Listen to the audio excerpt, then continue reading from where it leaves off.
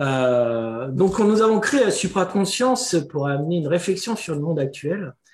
Nous parlons beaucoup de conscience actuellement et nous avons voulu démystifier ce mot parce que je trouve que chaque individu a sa propre définition de la conscience et il existe plusieurs circuits de conscience jusqu'à arriver à une compréhension de ce qui nous entoure et d'être là présent avec nous-mêmes dans une attention de chaque mouvement de la vie qui vient vers nous. N'est-il pas que chaque rencontre nous ouvre de plus en plus à cette question?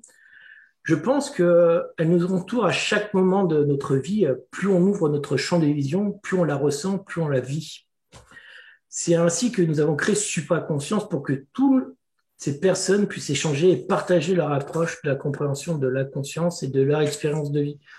Parce que je pense que la conscience amène une expérience ou l'expérience amène de la conscience plutôt. Et aujourd'hui, nous avons créé cette table ronde avec Jocelyn Morisson et Sandra Vimont pour apporter leur vision de la conscience et leur vécu et leur envie de partager ce moment de conscience avec nous. Je vais laisser place à Karine pour qu'elle vous explique comment la table ronde va se dérouler, comment ça va fonctionner. Merci François-Xavier. Bonsoir tout le monde, bonsoir à vous deux. La table ronde va se dérouler très très simplement. Vous pouvez poser vos questions dans l'onglet questions et réponses en bas de l'écran. Et puis commenter si vous le souhaitez également dans les commentaires, toujours en bas de l'écran. Sandra et Jocelyn, vous avez déjà rencontré en amont. Vous avez posé quelques petites questions qu'on peut voir sur notre chaîne YouTube Supraconscience Paris. Et donc ce soir, on aimerait aller un petit peu plus loin avec vous par rapport à ces notions de conscience et ces questions. Donc on va déjà commencer par faire un petit tour de table de chacun. Sandra, tu es auteure et conférencière. Est-ce que tu peux nous en dire un petit peu plus sur toi? Oui, bien sûr. En fait, en résumé, je pourrais dire que depuis ma tendre enfance, je cherche des réponses à ce que je vis. Je cherche à comprendre le réel. Comme plusieurs autres, on grandit dans un milieu où est-ce qu'on se fait pas instruire de la vie telle qu'elle est, mais de ce que les gens perçoivent de la vie ou en comprennent, ce n'est pas du tout la même chose.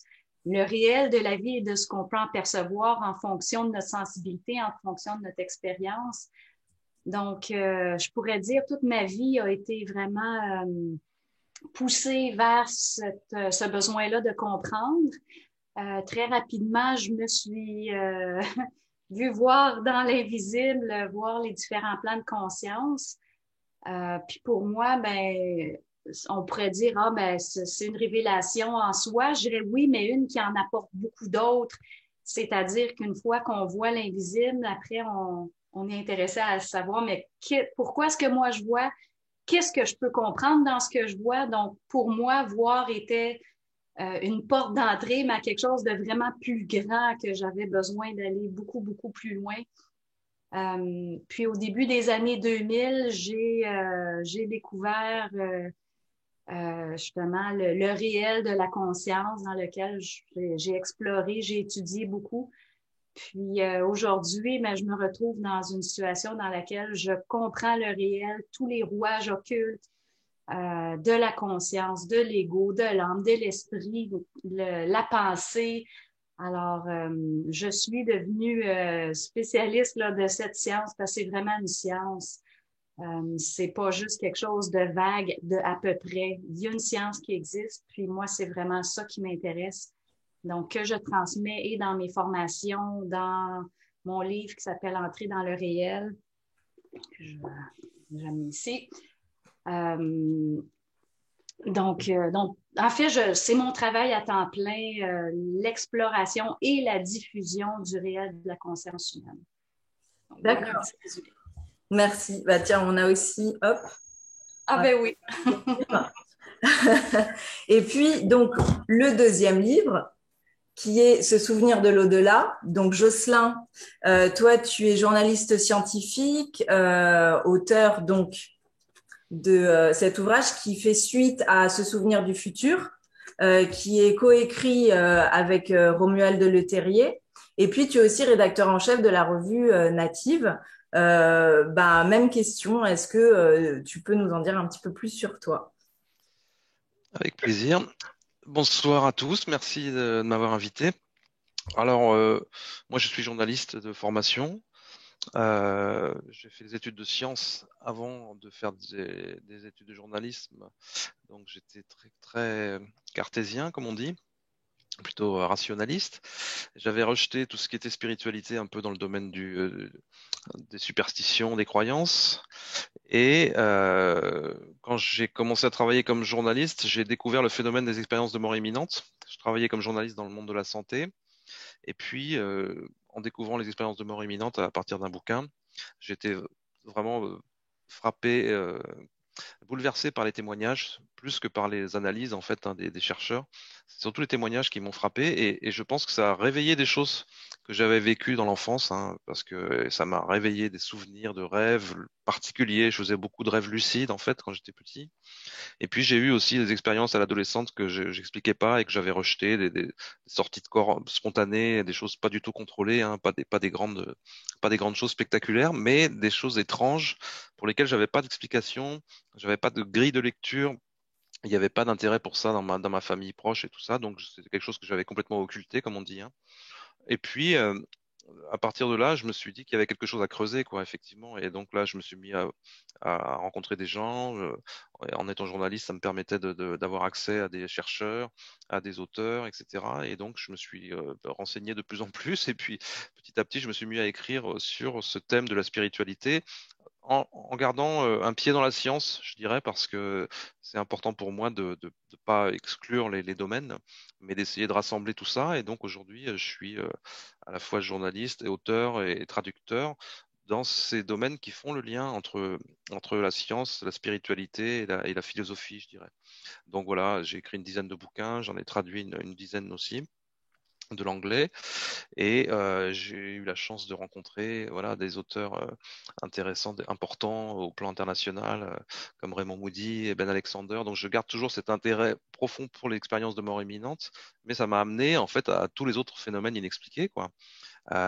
Donc les phénomènes de perception extrasensorielle, les états modifiés de conscience en général, et puis tout un tas d'autres choses bizarres jusqu'au phénomène ovni. Enfin voilà, tous ces phénomènes-là me passionnent parce qu'il y a justement un lien, en fait, il y a un point commun entre tous ces phénomènes-là, c'est que tous ce sont des phénomènes qui apparaissent dans la conscience. Et donc, ça nous amène à notre sujet, mais la conscience, c'est un peu le dénominateur commun de toutes les expériences qu'on peut vivre, puisque sans conscience, il n'y a pas d'expérience, je dirais.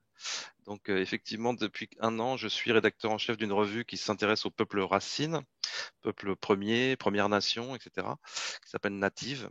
Et on est très heureux parce qu'on a un très bon accueil. Et voilà, on a le numéro 4 qui sort à la fin de ce mois. Ouais. Tout à fait. Native, c'est vraiment un très très beau magazine et je conseille aux gens d'aller voir le site internet parce qu'il n'est pas dans les presses standards, il est que sur internet et les commandes se passent sur internet, Sur abonnement, ouais. sur Ah, bon. abonnement et Enfin, abonnement et achat à l'unité, mais en tout cas, on n'est pas en kiosque, effectivement. ouais. Ouais. Et donc pour moi c'est déjà un très beau livre et un très beau magazine parce que les photos sont magnifiques, les textes aussi, donc bravo Jocelyn pour ça. Merci. Vraiment, c'est super. Bon, bah, on va parler de la conscience maintenant. Je pense que tout le monde est là pour ça. Ouais. Donc, Jocelyn, je voudrais savoir avec toi comment tu définis un peu la conscience, parce que le conscience c'est un peu vague comme mot. Je voudrais bien savoir par rapport à tes recherches, par rapport à tout ce que tu as vécu, toi, comment tu définis ce mot conscience, parce qu'on entend beaucoup parler. Est-ce que c'est un phénomène de spiritualité ou de quelque chose comme ça? Qu'est-ce qui est pour toi la conscience au final? C'est très complexe à définir, hein, parce qu'effectivement, c'est à la jonction à la fois de la science, de la spiritualité, de la philosophie, comme je le disais. Donc, selon le domaine dans lequel on se place, on n'a pas les mêmes définitions.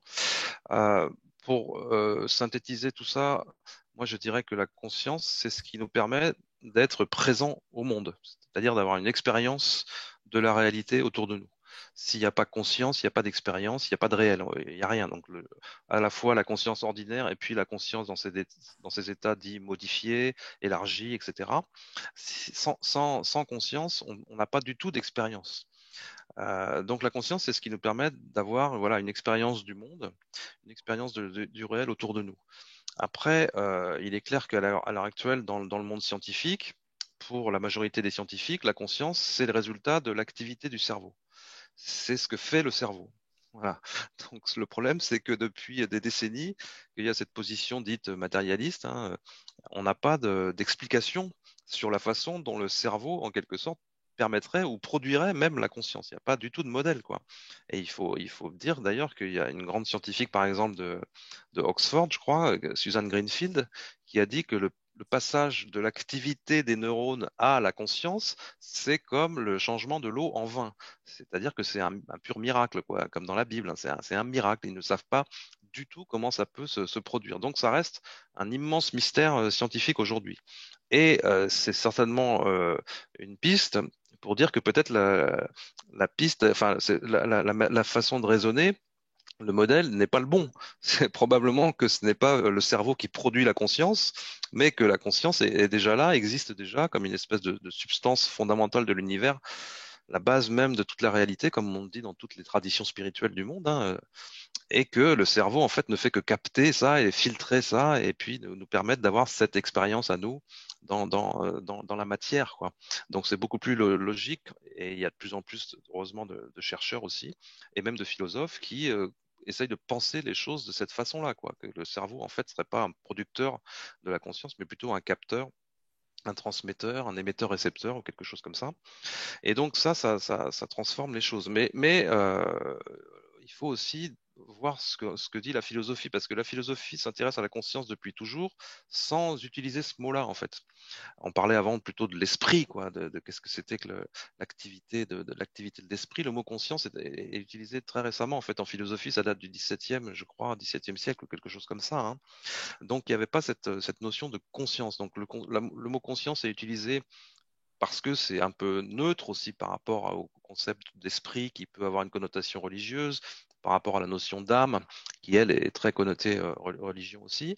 Donc, ça permet d'avoir un terme un peu neutre, quoi, qui est pas trop chargé. Mais effectivement, on est incapable vraiment de définir ce que c'est, si ce n'est que, voilà, c'est ce qui nous permet d'avoir cette expérience du monde autour de nous. Et en philosophie, on distingue deux types de conscience quand même. C'est la conscience qu'on appelle phénoménale, c'est-à-dire des choses qui apparaissent, de ce qu'on perçoit. Donc à la fois ce qui est perçu et puis aussi nos pensées, parce que nos pensées apparaissent aussi dans notre conscience. Donc tout ça, ça forme ce qu'on appelle la conscience phénoménale, la conscience des phénomènes. Et puis il y a un deuxième aspect qui est ce que ça me fait à moi d'être conscient, ce que ça me fait à moi d'avoir cette expérience-là, justement, des perceptions, des sensations, des idées et puis aussi des souvenirs, de la mémoire, hein, que j'ai. Ce que ça me fait à moi, c'est unique. C'est-à-dire que personne ne peut le vivre à ma place. Donc chacun ne vit ça que pour lui. C'est complètement subjectif par définition. Donc la conscience, elle est composée au moins de ces deux aspects-là, quoi. Ce qui apparaît et puis ce que cela me fait à moi de voir ces choses apparaître, hein. Donc on voit que tout de suite, ça pose tout un tas de questions derrière. Et ces deux choses apparaissent simultanément en plus. C'est ça qui est intéressant. C'est-à-dire qu'en même temps que le monde m'apparaît, ma conscience de moi, elle apparaît au même moment. C'est-à-dire que je suis conscient de moi-même en même temps que le monde m'apparaît. Et donc, on a cette idée qu'on est séparé du monde, qu'on est dans le monde, mais qu'on est séparé des choses qui nous entourent. Et en fait, il y a beaucoup de philosophie, on le sait, et dans les grandes spiritualités aussi, qui nous disent que finalement, il n'y a pas de dualité entre nous et le monde, puisque nous sommes finalement cette conscience qui est à la base même de toute réalité, et que cette conscience, voilà, forme un tout, ne fait qu'un, et nous sommes cela, en fait. C'est ce qu'on dit dans l'hindouisme. Toi aussi, tu es cela. Donc, il y a pas de distinction entre nous et le monde. Nous sommes le monde. Alors, c'est sûr que si je suis identifié à mon corps comme l'éducation nous encourage à le faire depuis qu'on est tout petit, en fait, il y a un monde à l'extérieur de moi. C'est clair parce que il y a quelque chose qui dépasse mon corps, il y a quelque chose au-delà de mon corps. Mais si je ne suis pas identifié à mon corps, mais justement à ma conscience, en fait, le monde n'est pas à l'extérieur de moi, le monde est à l'intérieur de moi. Le monde apparaît dans ma conscience, exclusivement. Et ça pose aussi des questions derrière ça, en physique aussi, sur est-ce que il existe une objectivité? Est-ce qu'on peut vraiment observer? Est-ce quand on a deux observateurs différents, est-ce qu'ils observent la même chose? Ou est-ce que c'est impossible finalement de dire que les deux observent la même chose? C'est des questions qui sont très actuelles aujourd'hui en physique et il y a des expériences de physique quantique qui montrent un même phénomène physique va être observé de manière différente par deux observateurs. parce que, effectivement, in fine, le phénomène apparaît dans la conscience de chacun et il peut apparaître de manière différente. Donc, il y a des expériences pour tester cette réalité-là. Et la conclusion de ça, c'est que, en fait, il n'y a pas d'objectivité. L'objectivité, ça n'existe pas. On vit dans un monde qui est intersubjectif, on peut dire. On est capable de se mettre d'accord sur le fait que telle ou telle chose soit rouge ou ronde, etc. Mais mon expérience du rouge n'est pas forcément la vôtre. Mon expérience du rond n'est pas forcément la même. Enfin, en tout cas, c'est une expérience à chaque fois qui m'est propre, quoi.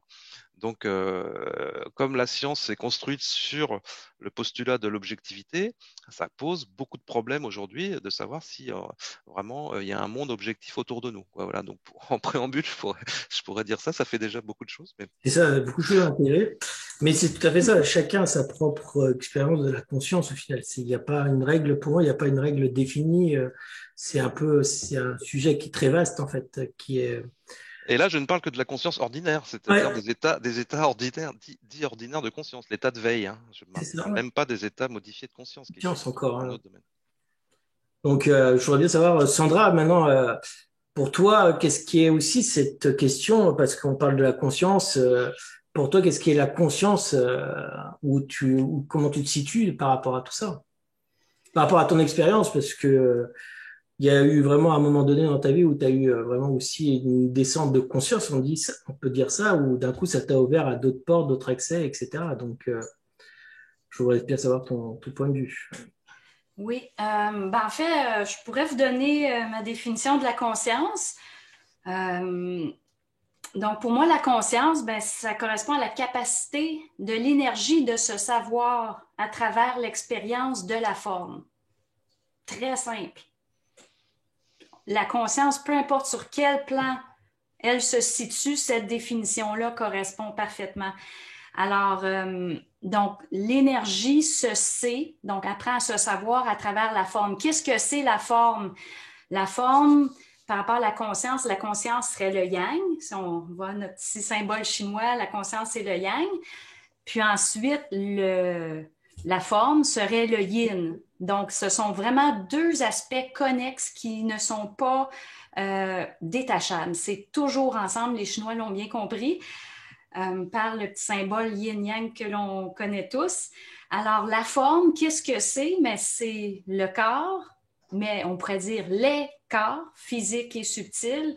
On pourrait l'appeler le réceptacle, on pourrait l'appeler le véhicule, le contenant. On pourrait aussi parler de mémoire qui prend forme, d'où la définition de l'âme qui en suit. Donc, au fond, la conscience apprend à se savoir à travers l'âme, donc à travers la forme. Puis ça, c'est vraiment applicable partout, partout, dans tous les plans des univers, des multivers, c'est sans équivoque. Donc, je trouve quand même ma définition rejoint beaucoup Jocelyn en ce terme d'expérience. Il disait que ça permet d'être présent au monde par l'expérience. Alors moi, je vais tout à fait dans le même sens que lui à ce niveau-là parce que la conscience a besoin de la forme pour se savoir. Ceux qui connaissent un peu mon travail savent très bien que même sur les plans non manifestés, ce que les taoïstes appellent le tarot, donc sur le plan qu'on pourrait appeler la source, même sur ce plan-là, dans le non manifesté, la conscience est indissociable de la forme. Si on étudie un peu la physique, mais on va encore plus loin que la physique quantique, on rentre vraiment dans le réel qui va créer une jonction entre la science moderne d'aujourd'hui et la science de la conscience, on réalise que un trou noir, c'est une conscience en dormance. Donc, c'est une conscience qui n'est pas encore manifestée. Et en son centre, on a ce que dans la spiritualité, les gens appellent le soleil central. Moi, je préfère le terme la source. C'est moins polarisé, ça nous amène moins à interpréter. Donc, dans un trou noir, mais il y a toujours une sorte de soleil qui est non manifesté, qui représente le potentiel de la manifestation à venir. Donc, on voit que même dans le plan non manifesté, la forme est seulement en termes de potentialité, de forme à être, elle est en dormance, la conscience est en dormance, d'où le phénomène du trou noir qu'on connaît en physique quantique et enfin, la plupart des gens qui s'intéressent à la conscience un jour s'intéressent au phénomène du trou noir. Donc, on voit comment la conscience et la forme sont toujours ensemble. Puis ensuite, bien, cette source-là se manifeste dans la matière.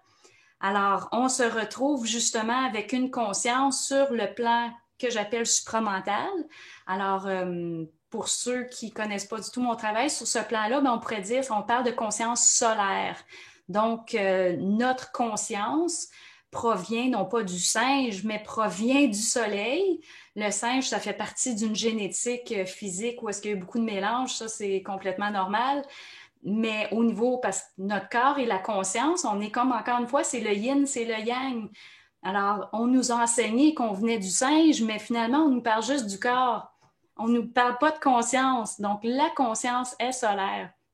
Donc, il y a ce qu'on appelle l'esprit universel sur le plan manifesté supramental et sa forme, c'est le soleil. Donc, c'est son véhicule, c'est sa forme. Donc, on voit encore, les deux sont reliés. Parce qu'au fond, la conscience va toujours prendre un nom différent en fonction de quel plan on la regarde. Donc, sur le plan de la source, ben moi, je dis être en dormance. Après ça, sur le plan supramental, ben, j'appelle ça l'esprit universel. Dans la spiritualité, les gens vont appeler ça des archanges. Donc, finalement, on parle de la même chose, mais on utilise des termes différents. C'est correct, l'important, c'est qu'on se comprenne. Ensuite, la conscience se retrouve aussi sur le plan surmental, qu'on peut aussi appeler le plan mental supérieur. Donc ça va être le plan des esprits. Donc l'esprit aussi, c'est une conscience qui habite aussi un véhicule qu'on peut appeler un véhicule de lumière, qu'on appelle un véhicule éthéré, qu'on appelle, peu importe le nom qu'on y donne. Un esprit habite un véhicule. Donc on voit encore une fois la conscience, la forme, le véhicule, tout le temps relié. Et ce qu'on connaît le plus dans notre langage quotidien, ben, le fameux ego. C'est quoi un ego? Ben, c'est encore une fois une conscience. Cette conscience-là, elle habite le plan astral. Et ensuite, ce qui est particulier de l'ego, mais il y a beaucoup, beaucoup de corps, ben, beaucoup, il y en a plusieurs corps inférieurs. Donc, on peut parler qu'il y a un corps mental inférieur, il y a un corps astral, il y a un corps vital, qu'on peut aussi appeler le corps éthérique inférieur, peu importe le nom. Il y a un corps physique. Après ça, si on va encore plus profondément, on peut aller vers les organes, la cellule, jusqu'à se rendre à la réalité atomique de l'ego. Donc, on voit que l'ego, c'est une conscience, l'esprit, c'est une conscience, l'esprit universel, c'est une conscience, puis qu'elle est en dormance, bon, on l'appelle la source. J'aimerais bien rebondir sur quelques points à Jocelyn, parce que vous m'avez peut-être vu prendre des notes. Je trouvais ça extrêmement intéressant ce qu'il disait, que dans le milieu scientifique, on va beaucoup référer au cerveau on a de la difficulté à faire la part des choses entre le cerveau et la conscience. Mais il y a des réponses, il existe déjà, sont toutes là les réponses, c'est juste qu'ils n'ont pas encore été découvertes par le milieu scientifique moderne actuel, mais tout est déjà expliqué. Ce qu'il faut comprendre, c'est que le cerveau, c'est la forme, la conscience, c'est la partie qui va avec, on ne peut pas les dissocier. Donc, quelqu'un qui dit la conscience, c'est tout, il se met un doigt dans l'œil, puis la personne qui dit, mais le cerveau, c'est tout, il se met un doigt dans l'œil. Les deux fonctionnent en synchronisme. Il y a la conscience, puis elle habite un réceptacle. J'aime bien faire un lien quand on connaît un peu les nouveaux corps subtils que les êtres humains vont développer. Il y en a un qui s'appelle le double éthérique, on en parlera peut-être tantôt. Mais quand ce corps-là se déplace, mais il y a un mouvement électrique neuronal dans le cerveau humain. Donc, on voit à quel point la conscience de l'esprit qui se déplace dans un corps qu'on appelle le double éthérique, mais a un mouvement totalement identique au cerveau. Donc, de dire que le cerveau, le départ, c'est le cerveau, c'est vrai, mais le départ, c'est la conscience aussi. C'est pas un ou l'autre. Donc, quand on va arrêter de séparer le yin, le yang, la conscience de la forme, ben, tout va s'expliquer, tout va devenir très, très clair.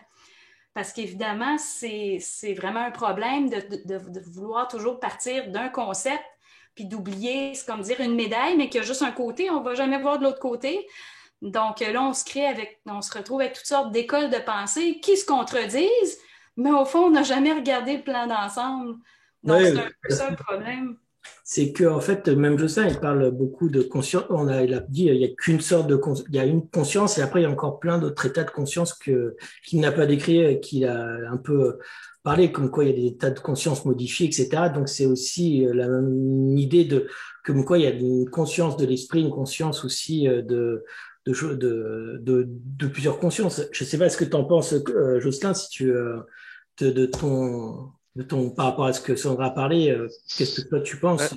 Sandra a la raison de dire que oui, le cerveau et la conscience fonctionnent tous les deux, se font fonctionner mutuellement l'un l'autre, et qu'il n'y a pas à opposer les deux notions, la matière et la spirituelle, la matière et le psychique, on peut dire. Pour moi, les deux viennent de la même source. C'est ce que Jung disait aussi quand il parlait de l'unus mundus, le monde unitaire. Le monde 1, c'est un monde qui est à la base de ce qui nous apparaît à nous comme matière et comme esprit, pour employer un autre mot. Mais il y a cette unité fondamentale de ces deux notions-là à la base de ça. Donc pour moi, la source qui est à la base de tout ça, c'est une conscience, c'est une métaconscience ou une supraconscience ou je sais pas quoi, ou on peut appeler ça la source, effectivement. Moi, j'aime bien appeler ça la source parce que c'est relativement neutre aussi. Mais c'est ce que les religions appellent Dieu, hein, évidemment, hein, ou ce que dans les religions d'Asie ou d'Orient, on va plutôt appeler l'absolu. Parce que c'est quelque chose qui n'est pas personnifié, qui n'est pas personnel, encore que il y a des nuances. Hein. Donc moi j'aime bien cette idée qui est à la base, j'aime bien cette idée qui à la base y est cette conscience qui soit la source de tout ce qui se manifeste finalement. Il y a une partie qui se manifeste sous forme de matière et une autre partie qui se manifeste sous forme d'esprit. Mais c'est la même chose. Ce sont deux formes, pour reprendre un mot qu'utilisait Sandra, ce sont deux formes qui proviennent de la même source pour moi. Donc, qu'est-ce que je peux dire par rapport à ça? C'est que le fait que la science aujourd'hui, effectivement, est perdue pour démontrer que c'est le cerveau qui produit la conscience, ça vient de phénomènes bien particuliers, dont les fameuses expériences de mort imminente.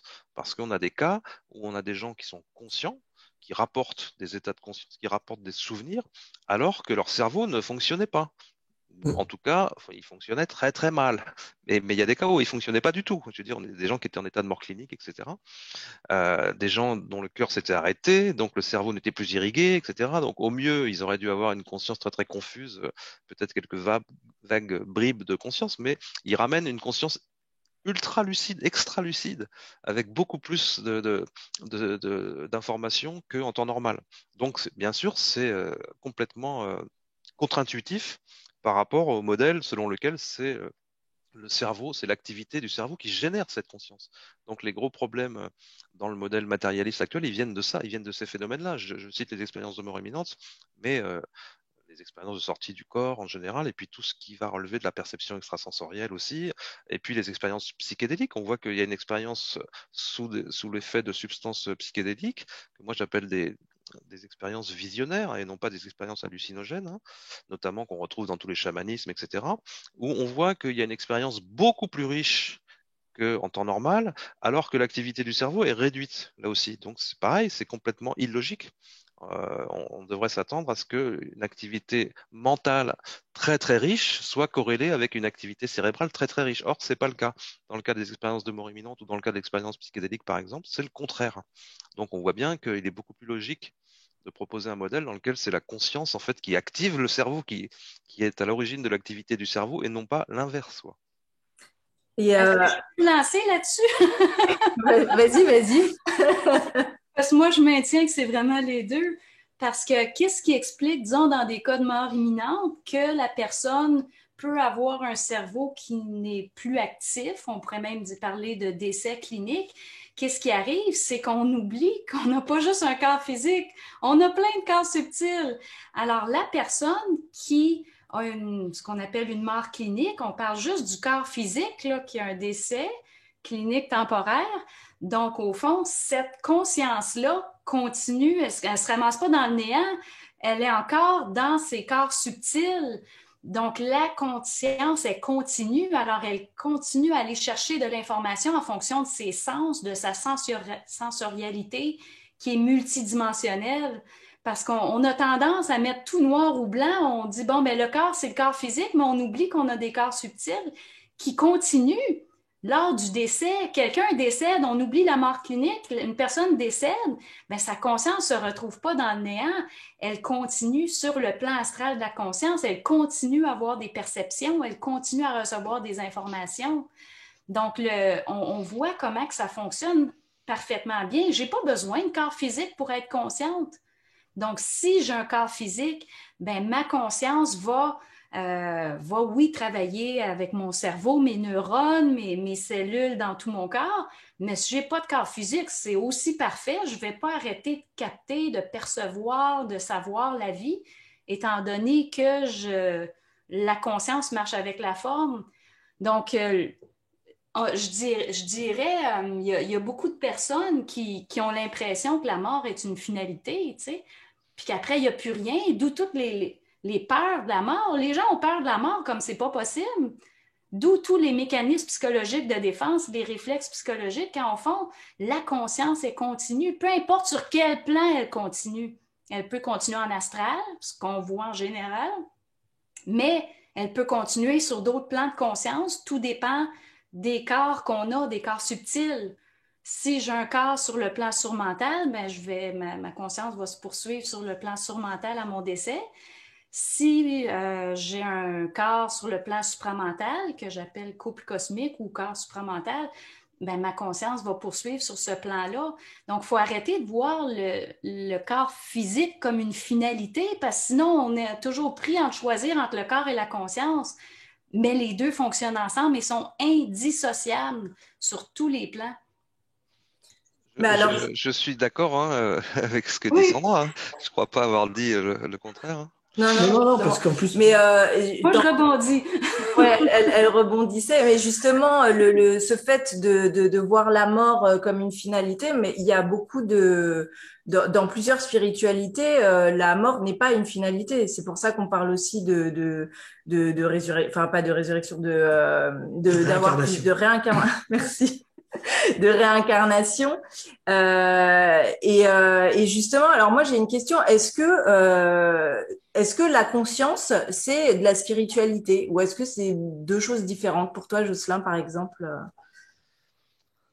Oh, ben, je ne sais pas comment répondre à cette question, mais justement, dans les spiritualités, l'accent est mis sur la conscience. C'est pour ça qu'on croit à la survie de la conscience, à la survie après la mort du corps physique, parce qu'on sait que justement, nous ne sommes pas uniquement le corps physique, que nous avons des corps subtils, effectivement. Donc ça, c'est selon les traditions, mais beaucoup de traditions reprennent le modèle un petit peu qu'on a déjà dans l'hindouisme, avec différents corps imbriqués. On retrouve ça dans le bouddhisme, ça a été repris dans l'ésotérisme occidental aussi. Hein.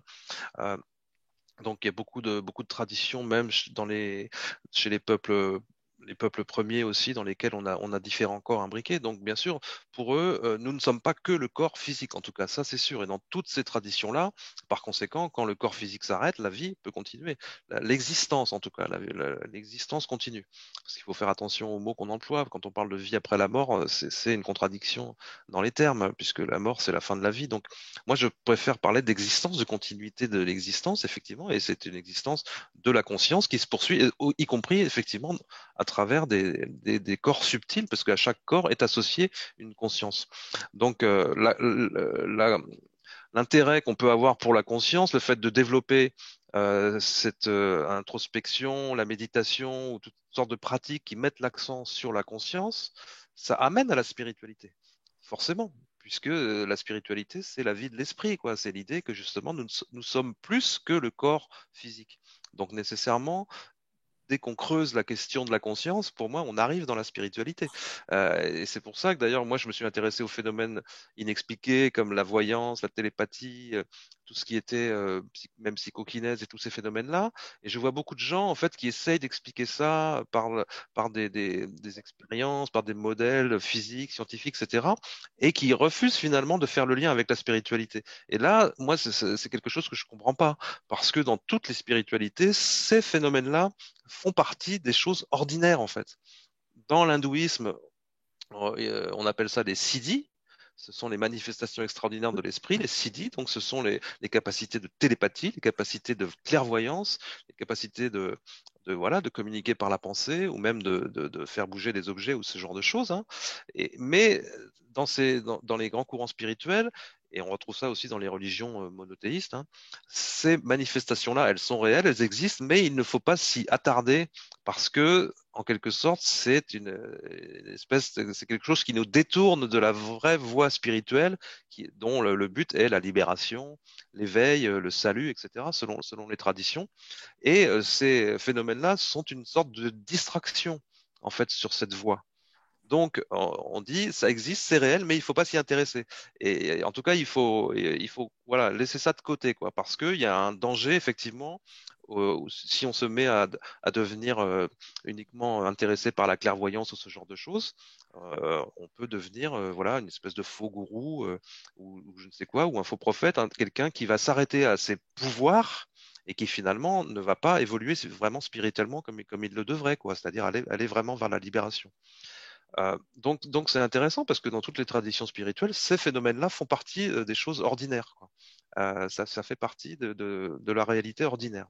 Et il ne faut pas s'y attarder, mais c'est reconnu comme étant bel et bien réel, quoi. Donc c'est pour ça que pour moi, les gens qui s'intéressent aux phénomènes inexpliqués, au bout d'un moment, on en vient à la spiritualité nécessairement, sinon ça n'a pas de sens. Sinon, pour moi, on s'arrête en cours de route, en quelque sorte, quoi. C'est-à-dire qu'on va pas au bout on va pas au bout de la démarche, parce que on reste peut-être dans quelque chose qui est trop intellectuel. Bien sûr, hein, parce que c'est ça le risque aussi. Si on reste uniquement dans le mental, dans l'intellect, on va pas à la vraie valeur de cette démarche-là qui se situe au niveau du cœur, quoi, et qui doit se ressentir dans nos façons d'être, dans nos façons de nous comporter avec les autres, dans nos façons de nous comporter avec le vivant, avec la planète, avec le cosmos, etc. Donc, je pense, et je critique pas, mais je vois beaucoup de gens qui restent bien sûr dans l'intellect parce que on a été formaté comme ça, on a tous été éduqués aussi comme ça, bien sûr, à travers l'école et même l'éducation par les parents, hein, à moins d'avoir eu des parents très très ouverts, très branchés là-dessus. Moi, c'était pas mon cas, donc je comprends que les gens restent effectivement beaucoup dans la tête, mais pour moi, c'est une partie du chemin seulement, ça n'a aucun intérêt de s'arrêter là, quoi. Et on passe à côté du véritable intérêt de la spiritualité. Tout à fait. C'est tout à fait, oui. Il y a plein de. Et je sens que Sandra va vouloir rebondir dessus. Je la vois avec son crayon. Je prends des notes. Non, mais. J'aime ça rebondir sur des sujets. Je trouve que ça fait plus complet. On s'enrichit l'un l'autre. Mais je peux dire en partant que je suis très d'accord là, avec tout ce qui a été dit. C'est vraiment ça. L'existence continue, j'aime ça comment qui a nommé ça Jocelyn, dire l'existence continue parce que oui, effectivement, il y a une continuité dans la conscience humaine, ça c'est certain. Donc, pour répondre justement conscience et spiritualité, où est-ce que je me situe dans ça? Donc, j'ai pris plein de petites notes là, de ce que Jocelyn a dit, puis je les ai situées dans comment moi j'aime les parler ou les placer. Donc, on pourrait dire on est à une époque présentement où est-ce qu'on est vraiment très dense. Tu sais, on a un corps physique qui est dense. On est, depuis 2012, je dirais, dans le plus profond de la cristallisation dans la forme. Alors, on est justement, il y a une densité qui est quand même notable au niveau de la population en général, à un point qu'il y a beaucoup de personnes que s'ils ne voient pas physiquement, ça n'existe pas. Tout simplement parce qu'ils n'ont pas les récepteurs, ils n'ont pas encore la sensibilité ou le développement des corps subtils suffisant pour percevoir ou accéder à un réel au-delà de la matière. Donc, je dirais, si je voulais placer la conscience où est-ce qu'on est par rapport à la spiritualité, je dirais, première étape, la conscience, on pourrait dire à l'heure actuelle, est très matérielle dans la population. Puis Jocelyn l'a bien défini. Puis il a fait aussi un parallèle avec le côté intellectuel. Donc, ceux qui vont être beaucoup dans la matière, bien, souvent vont aussi avoir un côté réflexif très important. C'est très important et c'est très bon pour ces gens-là pour le développement de leur corps mental inférieur. Parce qu'évidemment, chacun est à un endroit différent dans l'évolution de sa conscience. Donc, il y en a qui sont à l'évolution de leur corps subtil inférieur. Il y en a qui sont rendus à l'évolution de leur corps subtil supérieur. Donc, j'aime bien dire chacun son temps. Alors, donc, il y a la période matérielle qui, justement, va être pour le développement des corps inférieurs, le corps mental inférieur, aussi le corps astral qui va être en développement. Puis plus la personne va être prête à aller vers l'étape suivante, que moi j'appelle la spiritualité, ben plus on va travailler à élever le taux vibratoire du corps astral. Donc là, d'un coup, justement, les gens vont s'intéresser au paranormal, vont s'intéresser à toutes sortes de domaines. Donc, on voit l'intellect, la curiosité qui va être jumelée aussi quand même à une évolution de la conscience. Donc, c'est très, très bon pour faire évoluer les corps inférieurs. Mais Jocelyn l'a bien signifié aussi, il y a une limite à ça parce que ce n'est pas une fin en soi, ce qu'on appelle la spiritualité. Parce que souvent, spiritualité, il y a comme deux définitions. C'est un peu plate comme mot. Parce qu'il y a le côté spirituel comme plus nouvel âge, où est-ce que, bon, la personne va, tout est beau, tout est correct. Puis il y a une très belle exploration qui est faite, où est-ce qu'il va y avoir aussi une très belle évolution du corps astral. Mais si on regarde le mot spiritualité, qu'est-ce qu'on retrouve dedans? Spirit. Spirit en français, c'est esprit. Donc, je trouve que il y a quelque chose qui ne va pas avec ce mot-là parce que l'usage conventionnel ne correspond pas avec quand on regarde le mot qui contient le mot esprit finalement. Donc, moi, quand je l'utilise, je vais souvent l'utiliser comme la masse l'utilise, donc dans une perception plus nouvel âge, parce que justement, les gens commencent à voir, commencent à faire des rêves lucides, puis ils ont toutes sortes d'intérêts, les extraterrestres, les ci, les ça. Donc, il y a comme une effervescence pendant cette période-là, où est-ce que la personne va aussi développer beaucoup d'amour envers l'autre. Donc, c'est une période qui est importante pour la suite des choses. Alors, ces personnes-là savent très bien qu'il y a quelque chose au-delà de la matière, au-delà de la physicalité. Donc, c'est déjà une très belle étape. Puis, il y en a justement qui vont avoir des facultés médiumniques, qui vont commencer à parler avec ce qu'ils peuvent appeler des guides, des anges ou quoi, peu importe quoi. Mais un jour, il faut vraiment comprendre à qui est-ce qu'on parle, qu'est-ce qu'il parle, est-ce qu'on peut croire ce qui est dit, ce qu'on reçoit télépathiquement, parce qu'on réalise dans cette période-là spirituelle que le canal mental peut être utilisé pour communiquer et non pas seulement pour recevoir quelque chose qui est à nous. On peut aussi communiquer avec des êtres qui soient décédés ou des esprits sur le plan surmental, etc. Donc, c'est quand même une période qui est importante pour l'expansion, disons, de la vision qu'on passe de matérialiste à quelque chose de plus grand. Donc, pour moi, c'est ça la période spirituelle, qui est extrêmement importante. Par la suite, ce qui est magnifique, c'est que c'est pas fini. Il y a d'autres étapes. Parce qu'une fois que les corps inférieurs sont formés, alors on parle du corps mental inférieur, on a appris par cœur à l'école, on a appris des langues, on a appris, le corps mental, il est bien solide, le corps astral, il est prêt, il est bien formé, il y a un haut taux vibratoire. Ben ensuite, ces personnes-là, au niveau individuel, pas au niveau des sociétés, mais ces personnes-là vont un jour être mis en contact avec la science de l'esprit. Donc, ils vont découvrir que on a un esprit, puis cet esprit-là crée des événements dans nos vies. Alors, c'est lui qui crée tout ce qu'on vit. Donc là, d'un coup, on se met à changer notre rapport avec la vie. C'est plus je subis quelque chose de l'extérieur qui me dépasse, c'est mon esprit me fait vivre des événements pour qu'un jour, je puisse fusionner avec mon esprit, donc de rentrer dans une conscience commune avec mon esprit. Il faut devenir un, l'ego puis l'esprit. Puis quand ça se produit, bien justement, on est comme dans l'étape suivante, où est-ce qu'il va avoir, j'en avais parlé tantôt, le double éthérique. Donc, l'ego va habiter un nouveau corps subtil qui n'habitait pas auparavant. Parce que la plupart des gens n'ont pas ce corps-là, ils ne l'habitent pas en tant qu'ego. Et ensuite, bonne nouvelle, on n'a pas fini. Donc, il y a le matériel, il y a le côté religieux, spirituel, il y a la science de l'esprit, mais après, il y a encore d'autres choses. Il y a la science de l'esprit universel. Donc, là, il va avoir un accès à la conscience, non plus au plan surmental, qui est le plan de l'esprit, mais la conscience de l'esprit universel, donc la conscience dite solaire sur le plan supramental. Donc, encore une fois, il y a un autre corps subtil qui va se créer, sphérique cette fois-là, étant donné qu'on est sur le plan du soleil, donc solaire. Donc, c'est un plan où est-ce qu'on va parler d'androgyna. Pourquoi? Ben, moi, je n'adore pas ce terme-là. J'aime mieux le terme solaire parce qu'on n'est plus féminin, on n'est plus masculin. On est les deux en même temps. Donc, on n'a plus un corps sexué. Donc, en gros, là, Donc, il y a vraiment des étapes. Puis ensuite, ben, ça va être d'intégrer l'énergie de la source directement. Donc, ça c'est comme la dernière étape là, qui est intégrée par l'ego.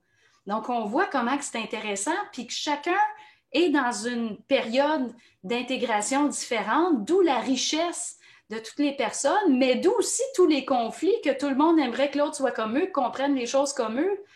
Mais souvent, je le répète, on n'a pas les mêmes récepteurs, on n'a pas le même développement de nos corps subtils. Donc, comment est-ce que quelqu'un pourrait avoir une certaine perception s'il n'y a pas l'organe ou la capacité sensorielle pour capter? Parce qu'au fond, la conscience de l'ego, si elle fusionne avec l'esprit, disons avec l'esprit universel, ben, elle va avoir beaucoup plus de corps subtils, donc avoir des récepteurs beaucoup plus grands. Donc, elle va comprendre la vie beaucoup plus facilement, les nuances, les subtilités, étant donné que justement, elle va avoir les corps pour supporter sa conscience. Donc, je reviens toujours au corps-conscience, on voit que c'est toujours relié. Donc, voilà pour ma réponse. D'où est-ce que je place la spiritualité en termes de conscience? Ouais. Je voudrais rebondir un peu à ce que Jocelyn disait.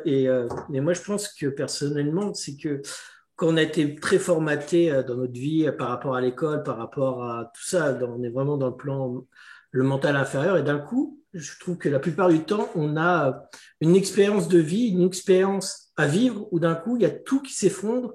Il y a quelque chose, une grosse expérience, où d'un coup, on constate et on perçoit autre chose qui peuvent qui s'offrent à nous, dont les gens vont se tourner vers la spiritualité, il y en a qui vont...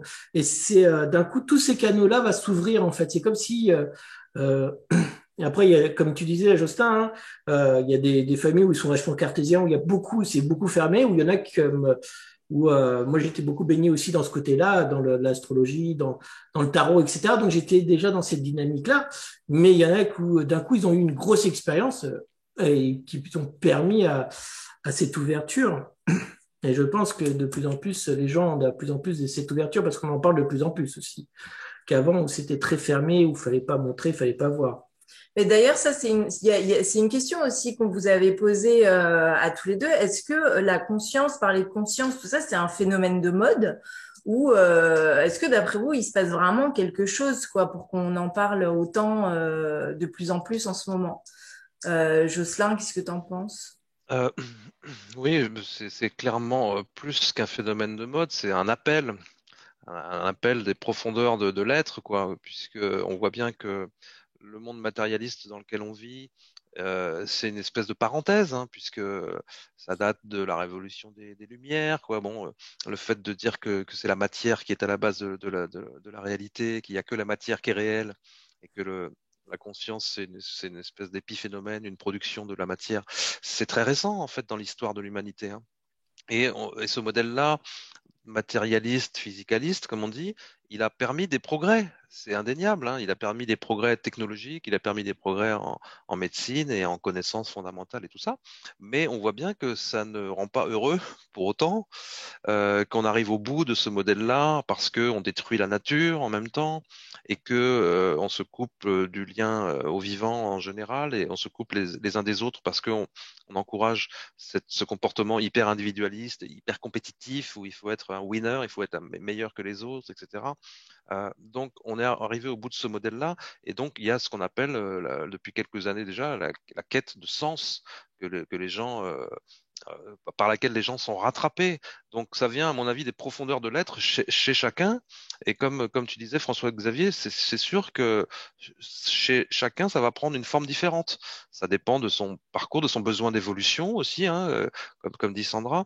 On est tous en évolution à des stades différents aussi, très certainement.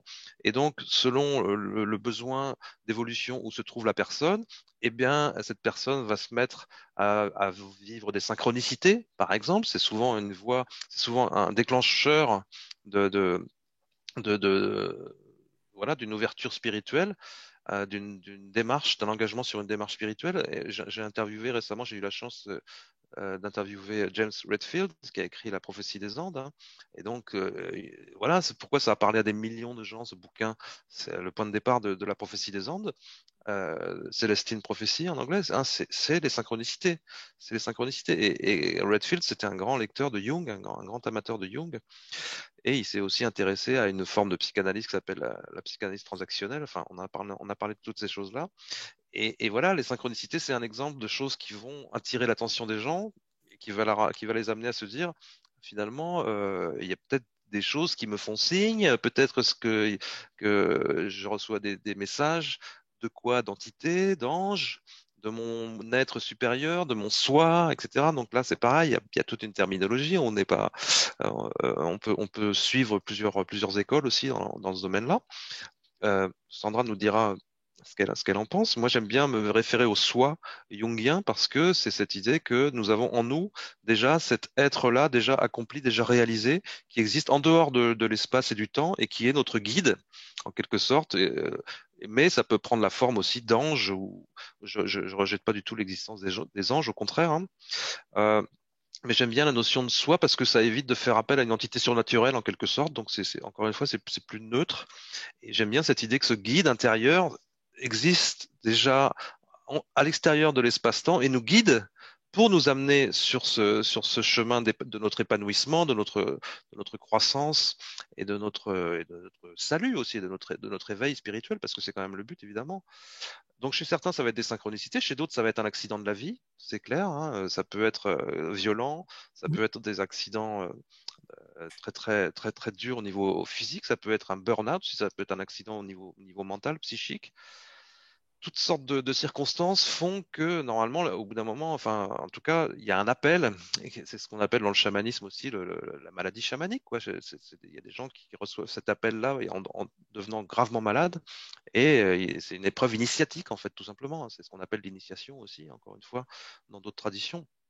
Donc c'est sûr que je pense pas que ça soit du tout une mode, mais qu'il y a cet appel-là qui se fait ressentir chez la plupart de nos contemporains, sauf ceux qui sont vraiment, comme on dit, la tête dans le guidon, comme on dit en France, et qui travaillent non-stop. Je sais pas si Sandra connaît l'expression, qui travaillent sans arrêt, voilà, et qui ne s'intéressent pas du tout à ces questions-là parce qu'ils pensent qu'il faut absolument qu'ils réussissent leur vie en amassant le plus possible de richesse et de pouvoir, quoi.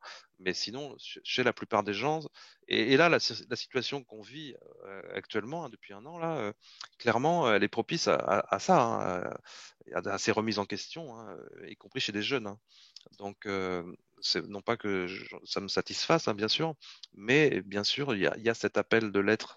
Ça, j'en suis persuadé. Ouais. Moi, ça a été par la lecture, et puis cette espèce d'écho que ça faisait à des choses que j'avais vécues dans l'enfance aussi. Mais comme moi, j'étais très intellectuel, disons, à l'époque, c'est passé par la lecture. Quoi. Quand tu parles, donc, il y a les 8 circuits de conscience de Hugues qui fait ça, qui parle de ça, où en fait il dit entre le point socio-culturel, d'un coup on a une expérience de vie, et d'un coup on passe dans la 5e circuit de conscience, où c'est le chaman du futur, je ne me rappelle plus comment il s'appelle le livre, et où il parle de très bien des 8 circuits de conscience, où d'un coup entre le socio-culturel, on a une expérience de vie pour accéder à d'autres dimensions, à d'autres ressentis qui s'offrent à nous. Voilà. Donc, je voudrais retourner, parce qu'on parle, est-ce que dans le monde d'hindouisme, etc., on parle aussi du double éthérique? Et je pense qu'il y a, comme tu parles aussi du soi neutre, du soi supérieur, un soi qui est là, qui est en nous, où on peut avoir des informations, on peut avoir des connaissances avec ce soi. Je pense que il y en a qui s'appellent le soi, comme tu l'appelles, Jocelyn. Je sais que Sandra, elle, va l'appeler le double éthérique. Mais en fait, aussi, chez les hindous, on appelle ça... Le soi, c'est pas le double éthérique. Hein. D'ailleurs, Sandra, on va le dire aussi. Non. Ouais. Non, mais c'est plutôt parce que c'est vrai chez les hindous, c'est le pranamaya kosha. Alors, attends, non, si tu veux, ce que je te dis, ce que Jung entendait par le soi, le terme soi, pour lui, c'était plus l'atman dans l'hindouisme. L'atman, c'est la parcelle divine en l'homme, mais qui est l'équivalent du Brahman, c'est-à-dire de l'absolu, c'est-à-dire que voilà, l'homme est comme l'absolu. Donc pour Jung, c'était l'image la plus proche du soi, c'était l'Atman. Et on dirait dans la tradition à nous, dans nos traditions occidentales judéo-chrétiennes, que c'est l'âme qui a intégré l'esprit, c'est l'âme et l'esprit fusionnés en quelque sorte. Ça serait ça le soi. Hein. C'est ça. Et du coup, Sandra, pour toi, justement, parce que on t'a entendu beaucoup parler du double éthérique, qu'est-ce que c'est pour toi le double éthérique? En dehors du fait que ce soit un véhicule, qu'est-ce que c'est? Est-ce qu'on peut avoir des informations venant du double? OK.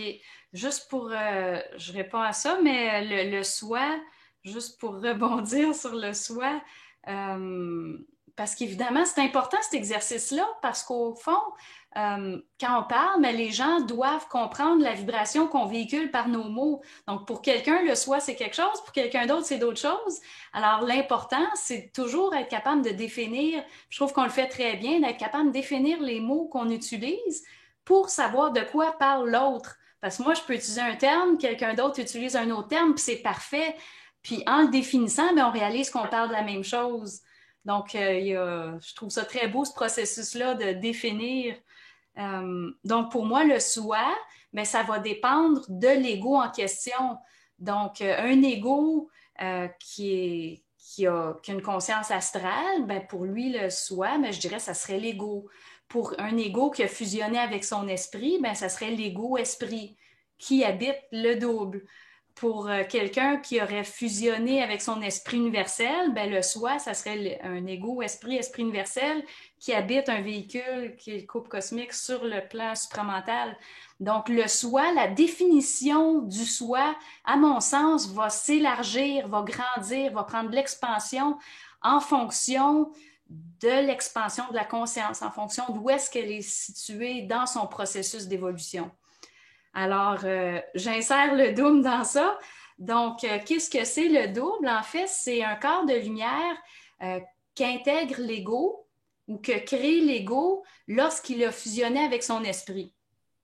Parce que l'esprit, je vous avais dit tantôt, l'esprit a déjà un véhicule de lumière. Moi, j'aime bien l'appeler corps de lumière 1.0. Lorsqu'il y a fusion entre l'ego et l'esprit, donc le corps de lumière initial de l'esprit, que j'appelle corps de lumière 1.0, devient corps de lumière 2.0 parce qu'il inclut l'expérience de l'ego dans la forme, dans la matière. Donc, le corps de lumière 2.0, c'est ce qu'on appelle le double. Alors, le double, il existait avant que l'ego l'habite. Donc, ça, c'est le corps 1.0, mais quand l'ego ne l'habite pas, on ne peut pas dire que c'est un de ses corps subtils, il ne l'habite pas. Tant que l'ego n'a pas intégré l'intelligence de son esprit, ben, il ne peut pas intégrer son double.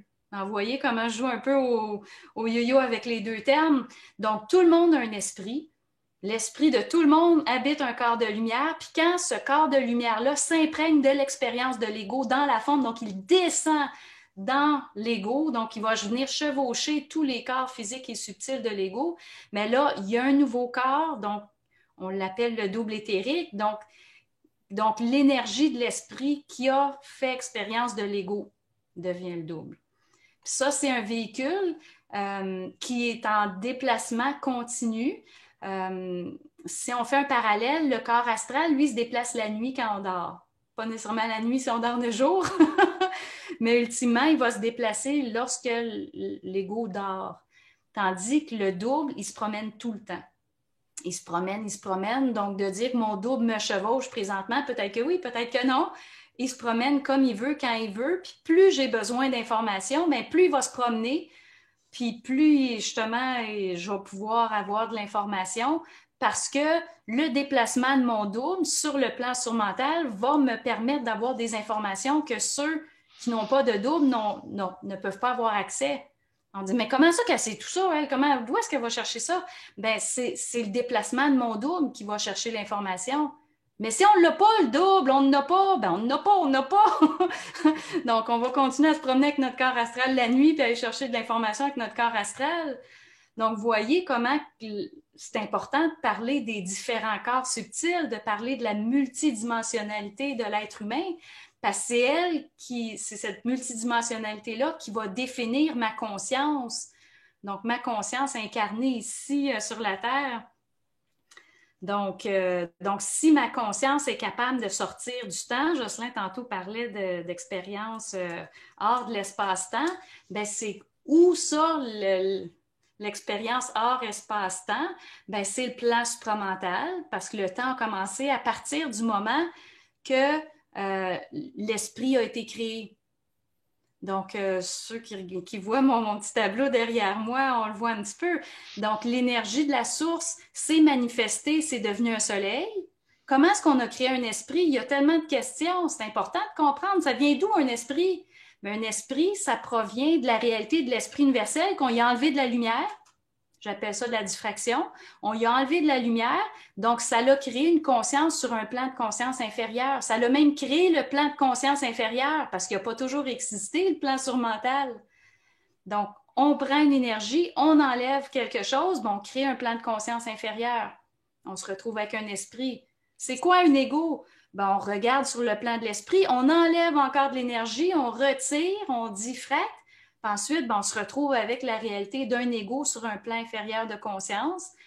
Puis, à travers des années, puis on pourrait même dire des milliers d'années, il y a eu développement des corps subtils inférieurs pour qu'un jour, l'ego ait touché le bout, le fond de la matière. On ne peut pas aller plus loin. Puis quand on va plus loin, on se retrouve où? On se retrouve dans la cellule, puis on revient à l'atome.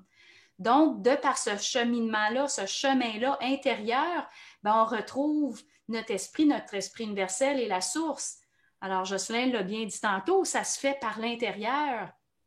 Donc, l'ego réalise qu'il y a un esprit, mais ce n'est pas suffisant de savoir qu'on a un esprit. Il faut être capable de contenir l'énergie de l'esprit. Puis c'est là le grand défi. Puis c'est là que les gens ne réussissent pas à faire le saut entre la spiritualité et la science de l'esprit. Pas parce qu'ils ne sont pas intéressés, mais parce que c'est une question de contenance. Les corps doivent pouvoir contenir l'énergie de l'esprit pour ne pas disjoncter, sinon on se retrouve avec des grands problèmes d'anxiété. Parce que ça vient d'où l'anxiété? C'est un surplus de lumière que le corps a de la difficulté à gérer, puis on va le voir de plus en plus, ce phénomène-là. Il va en avoir de l'anxiété parce que, justement, il y a une évolution qui est très rapide de ce temps-ci des corps subtils. Donc, ça explique aussi, on parlait de choc de vie tantôt, puis j'avais trouvé ça intéressant à vos deux interventions, autant Karine, François-Xavier. Je trouvais qu'il y avait un beau lien entre les deux parce que il y a d'un côté les chocs de vie que l'esprit nous crée, parce qu'un jour, l'ego, il va intégrer la science de l'esprit. Puis qu'est-ce que c'est intégrer la science de l'esprit? C'est d'intégrer l'intelligence de l'esprit. Donc, c'est de savoir que c'est l'esprit qui crée l'événement. Donc, c'est l'esprit qui vous crée des chocs psychologique pour que vous arrêtiez de psychologiser la vie pour qu'un jour la conscience puisse travailler à un niveau psychique. C'est quoi la différence entre psychologique et psychique? Psychologique, c'est qu'on rentre dans tous les mécanismes psychologiques de défense. On réagit subjectivement parce qu'on n'est pas capable de supporter notre propre lumière. Puis notre propre lumière, c'est l'énergie de l'esprit, c'est l'énergie de l'esprit universel, c'est l'esprit de la source. Donc, si on n'est pas capable de contenir cette énergie-là, on va développer des mécanismes de défense. Donc, on diffracte notre lumière parce qu'on n'est pas capable de la supporter. Donc, on va nourrir des entités astrales et surmentales parce qu'on n'est pas capable de supporter notre réel. Puis, le jour qu'on est capable de supporter l'énergie de l'esprit, on crée notre double. Le jour qu'on est capable de supporter l'énergie de l'esprit universel, on crée le couple cosmique qui, lui, est hors du temps, hors de l'espace, hors du temps, comme on l'avait vu tantôt. Donc, si je rebondis aussi, la personne qui ressent un appel intérieur, comme on avait mentionné tantôt, c'est une pulsion, c'est un appel, puis je trouve que Jocelyn l'a très bien défini, c'est de dire, c'est comme il y a quelque chose en dedans de nous, une pulsion, une force qui nous a, on ne sait pas pourquoi, mais on a besoin de savoir. Puis plus ça va aller, plus les gens vont avoir besoin de savoir, d'avoir des réponses très claires face à ce qu'ils vivent. Parce que c'est pas normal de ne pas savoir. On est tellement habitué de ne pas savoir qu'on pense que c'est normal. Mais penser que c'est normal, c'est déjà être interféré par des entités. C'est pas normal. Donc, le jour qu'on sait que c'est pas normal de pas savoir, ben là, tout d'un coup, on commence à parler à notre esprit, puis on dit là, ça me prend des réponses.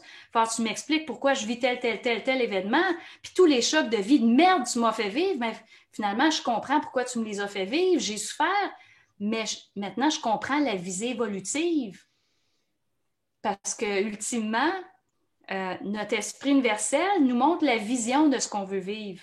Donc, Jocelyn en avait parlé tantôt quand il parlait l'éveil, le salut, il y a comme un état de nirvana ou quelque chose auquel on aspire, une perfection qui dépasse tout. Bien, ça, c'est l'esprit universel qui nous envoie cette vision-là.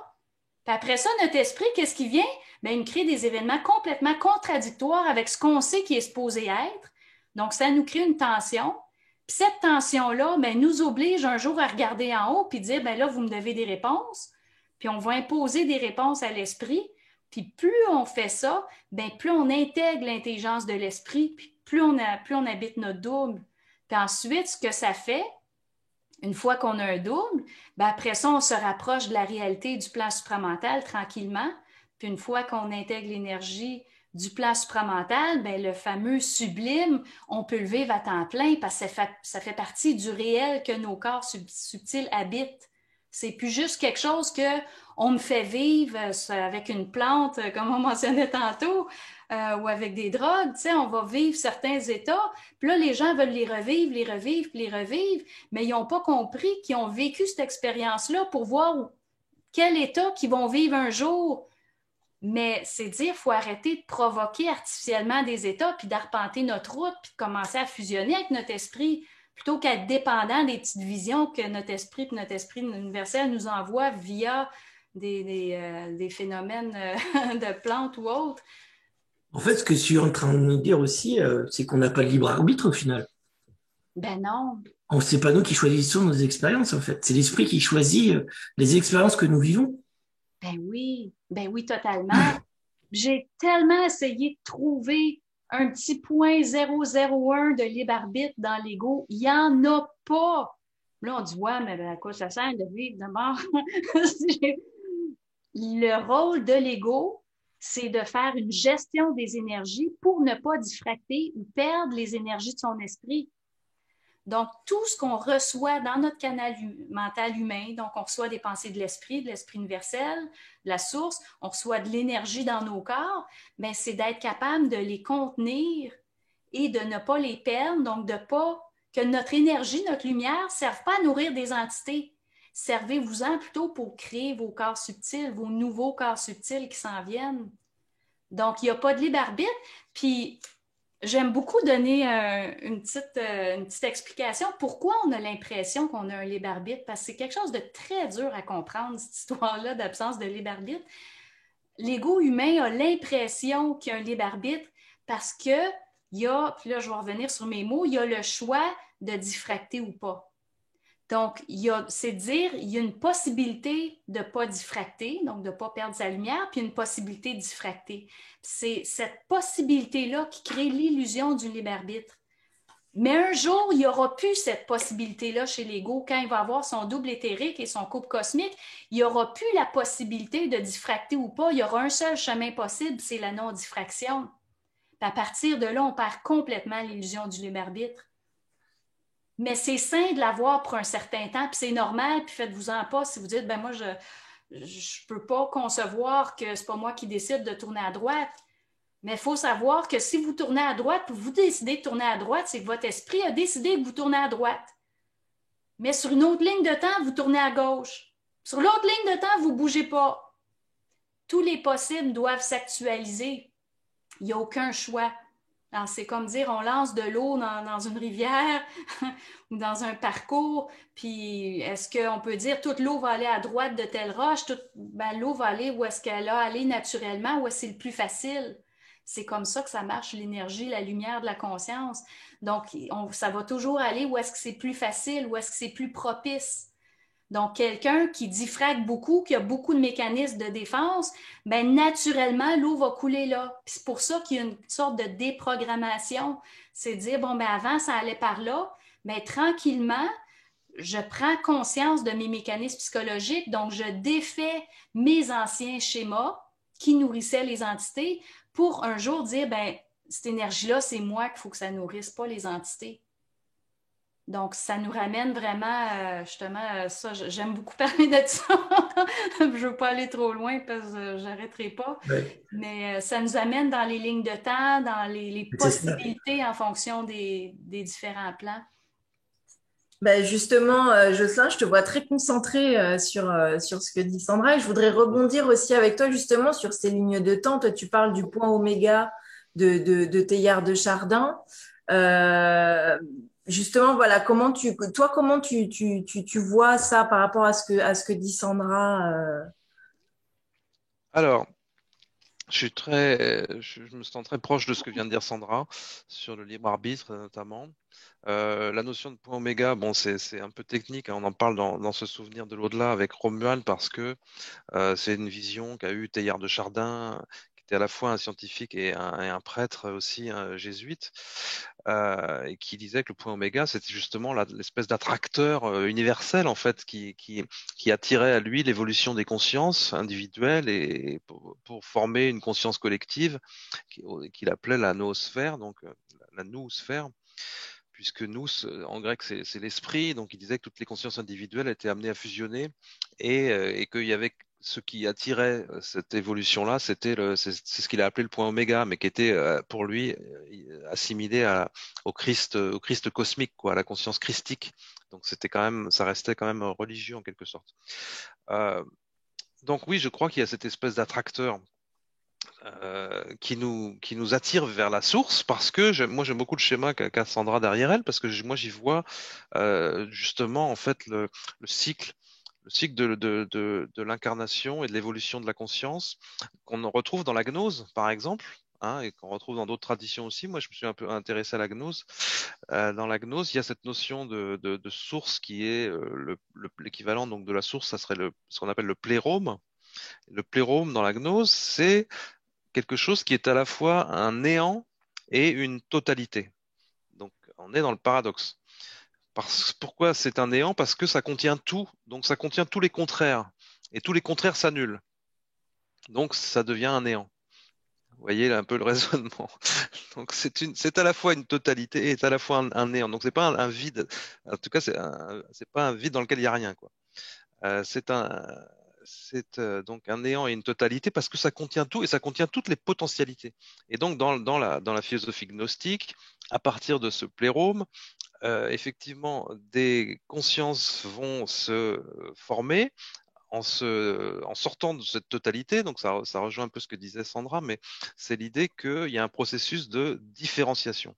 Donc à partir de cette unité qu'on appelle l'un aussi dans d'autres traditions, euh, bon, sans rentrer dans trop de références, hein, mais à partir de cet un, il y a une différenciation et une multitude se met à exister. Et le cycle de l'évolution, le destin en fait de cette conscience qui va s'incarner, donc qui va évoluer à travers le cycle d'incarnation, c'est de retourner à la source.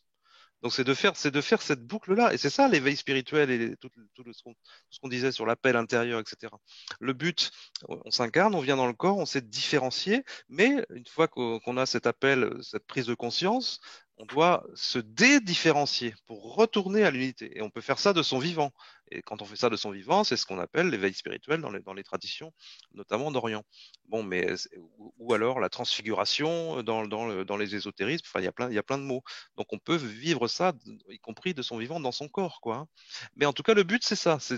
Il y a cette différenciation et puis il y a cette dédifférenciation qui fait qu'on retourne à la source. Alors la notion et pour moi, là, effectivement, l'attracteur de ça, ça peut être le point oméga ou on peut appeler ça autrement. Bref. En tout cas, sur le libre arbitre, c'est intéressant ce que dit Sandra parce que c'est sûr que le libre arbitre, c'est une forme d'illusion. Puisqu'on ne peut pas être autre chose que ce que nous sommes profondément au fond de nous-mêmes, et ça, on ne l'a pas choisi d'être ce que nous sommes, puisque si nous venons de cette source-là, nous avons la nature de la source, nous sommes cela, et nous n'avons pas le choix d'être autre chose, quoi. Donc notre liberté, elle est contrainte au moins par ça, parce que nous sommes, par notre véritable nature.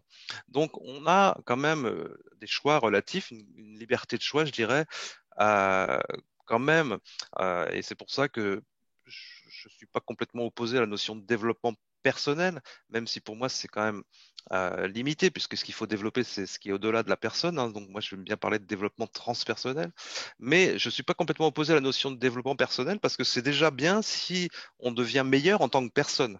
C'est déjà pas mal, c'est déjà une première étape. Et si on devient meilleur en tant que personne, on a peut-être un meilleur discernement quant à faire le bien ou le mal. Et ça, c'est quand même déjà un choix. Et là, on a quand même une espèce de liberté de faire le bien et le mal si on commence à prendre conscience vraiment de qui nous sommes. Donc ça, c'est quand même important, je pense, de le dire. Le libre arbitre, c'est certainement une illusion, mais à chaque instant, on peut quand même choisir en conscience ou complètement inconsciemment, de faire un sourire à son voisin ou de lui faire la gueule, je veux dire, ou de caresser un chien ou lui donner un coup de pied. Donc, à chaque instant, on a quand même des choix. Ça, on peut pas le nier, je pense. Mais quant à notre cycle d'évolution et ce que nous sommes censés faire ici, je pense qu'effectivement, ça, c'est imposé par notre nature, c'est imposé par ce que nous sommes. Et là, pour le coup, notre seul choix, c'est de nous conformer à ce que nous sommes vraiment au fond de nous-mêmes. Et là, euh, plus on résiste à ça, et plus on souffre, clairement. Et le but de l'existence, ça va être de la vie, ça va être de nous ramener sur ce chemin-là. C'est comme ça que je le vois. C'est comme ça qu'on parle des synchronicités, notamment dans ce souvenir du futur, ce souvenir de l'au-delà. Ce sont des signes qui nous sont envoyés, peut-être par notre moi du futur, peut-être par notre soi. En tout cas, bon, voilà, plusieurs façons de le dire. Mais en tout cas, ces signes-là, ou notre ange, hein, ou nos guides, nos anges gardiens, etc., ça vise à nous ramener sur le chemin pour compléter ce cycle d'évolution-là. Voilà ce que j'avais envie de dire là-dessus. Tout à fait. Et en plus, je trouve que, comme tu dis, les synchronicités, pour toi, la synchronicité, c'est quand même un moi du futur ou quelque chose, une identité qui nous donne des infos pour nous dire, bah, qui nous donne des informations. Euh, je voudrais savoir un peu plus sur toi, sur ces synchronicités, parce que t'as écrit un livre et je voudrais savoir un peu plus profondément qu'est-ce qui est une ligne de temps pour toi, parce que je sais que c'est assez complexe, c'est pas voilà, pour moi il y en a plusieurs lignes de temps, et après à chaque fois qu'on a chaque fois qu'on a vécu une expérience, ces lignes de temps va arriver, va avoir une comment ça s'appelle? Une fin pour accéder à une nouvelle ligne de temps, en fait. C'est comme si d'un coup, il y en a des milliers et des milliers de lignes de temps et au fur et à mesure, ça va se réduire pour arriver à la source parce que il y a des points de rupture, on a cherché le mot, il y a un point de rupture où l'expérience est finie, on a réussi à transcender cette expérience-là pour pouvoir accéder à une nouvelle ligne de temps, pour avoir une nouvelle expérience, pour avoir, etc. Mais il y en a des milliards, des milliers, en fait. C'est juste pour arriver à que l'être puisse accéder à son double éthérique, etc., accéder à toute cette conscience-là. Mhm.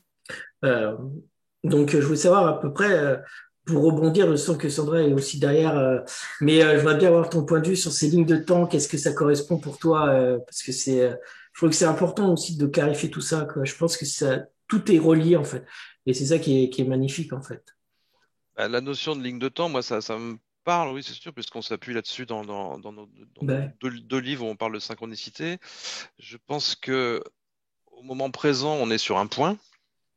Et donc ce point se déplace en permanence, puisque le présent, il se déplace en permanence. En tout cas, il donne cette impression-là.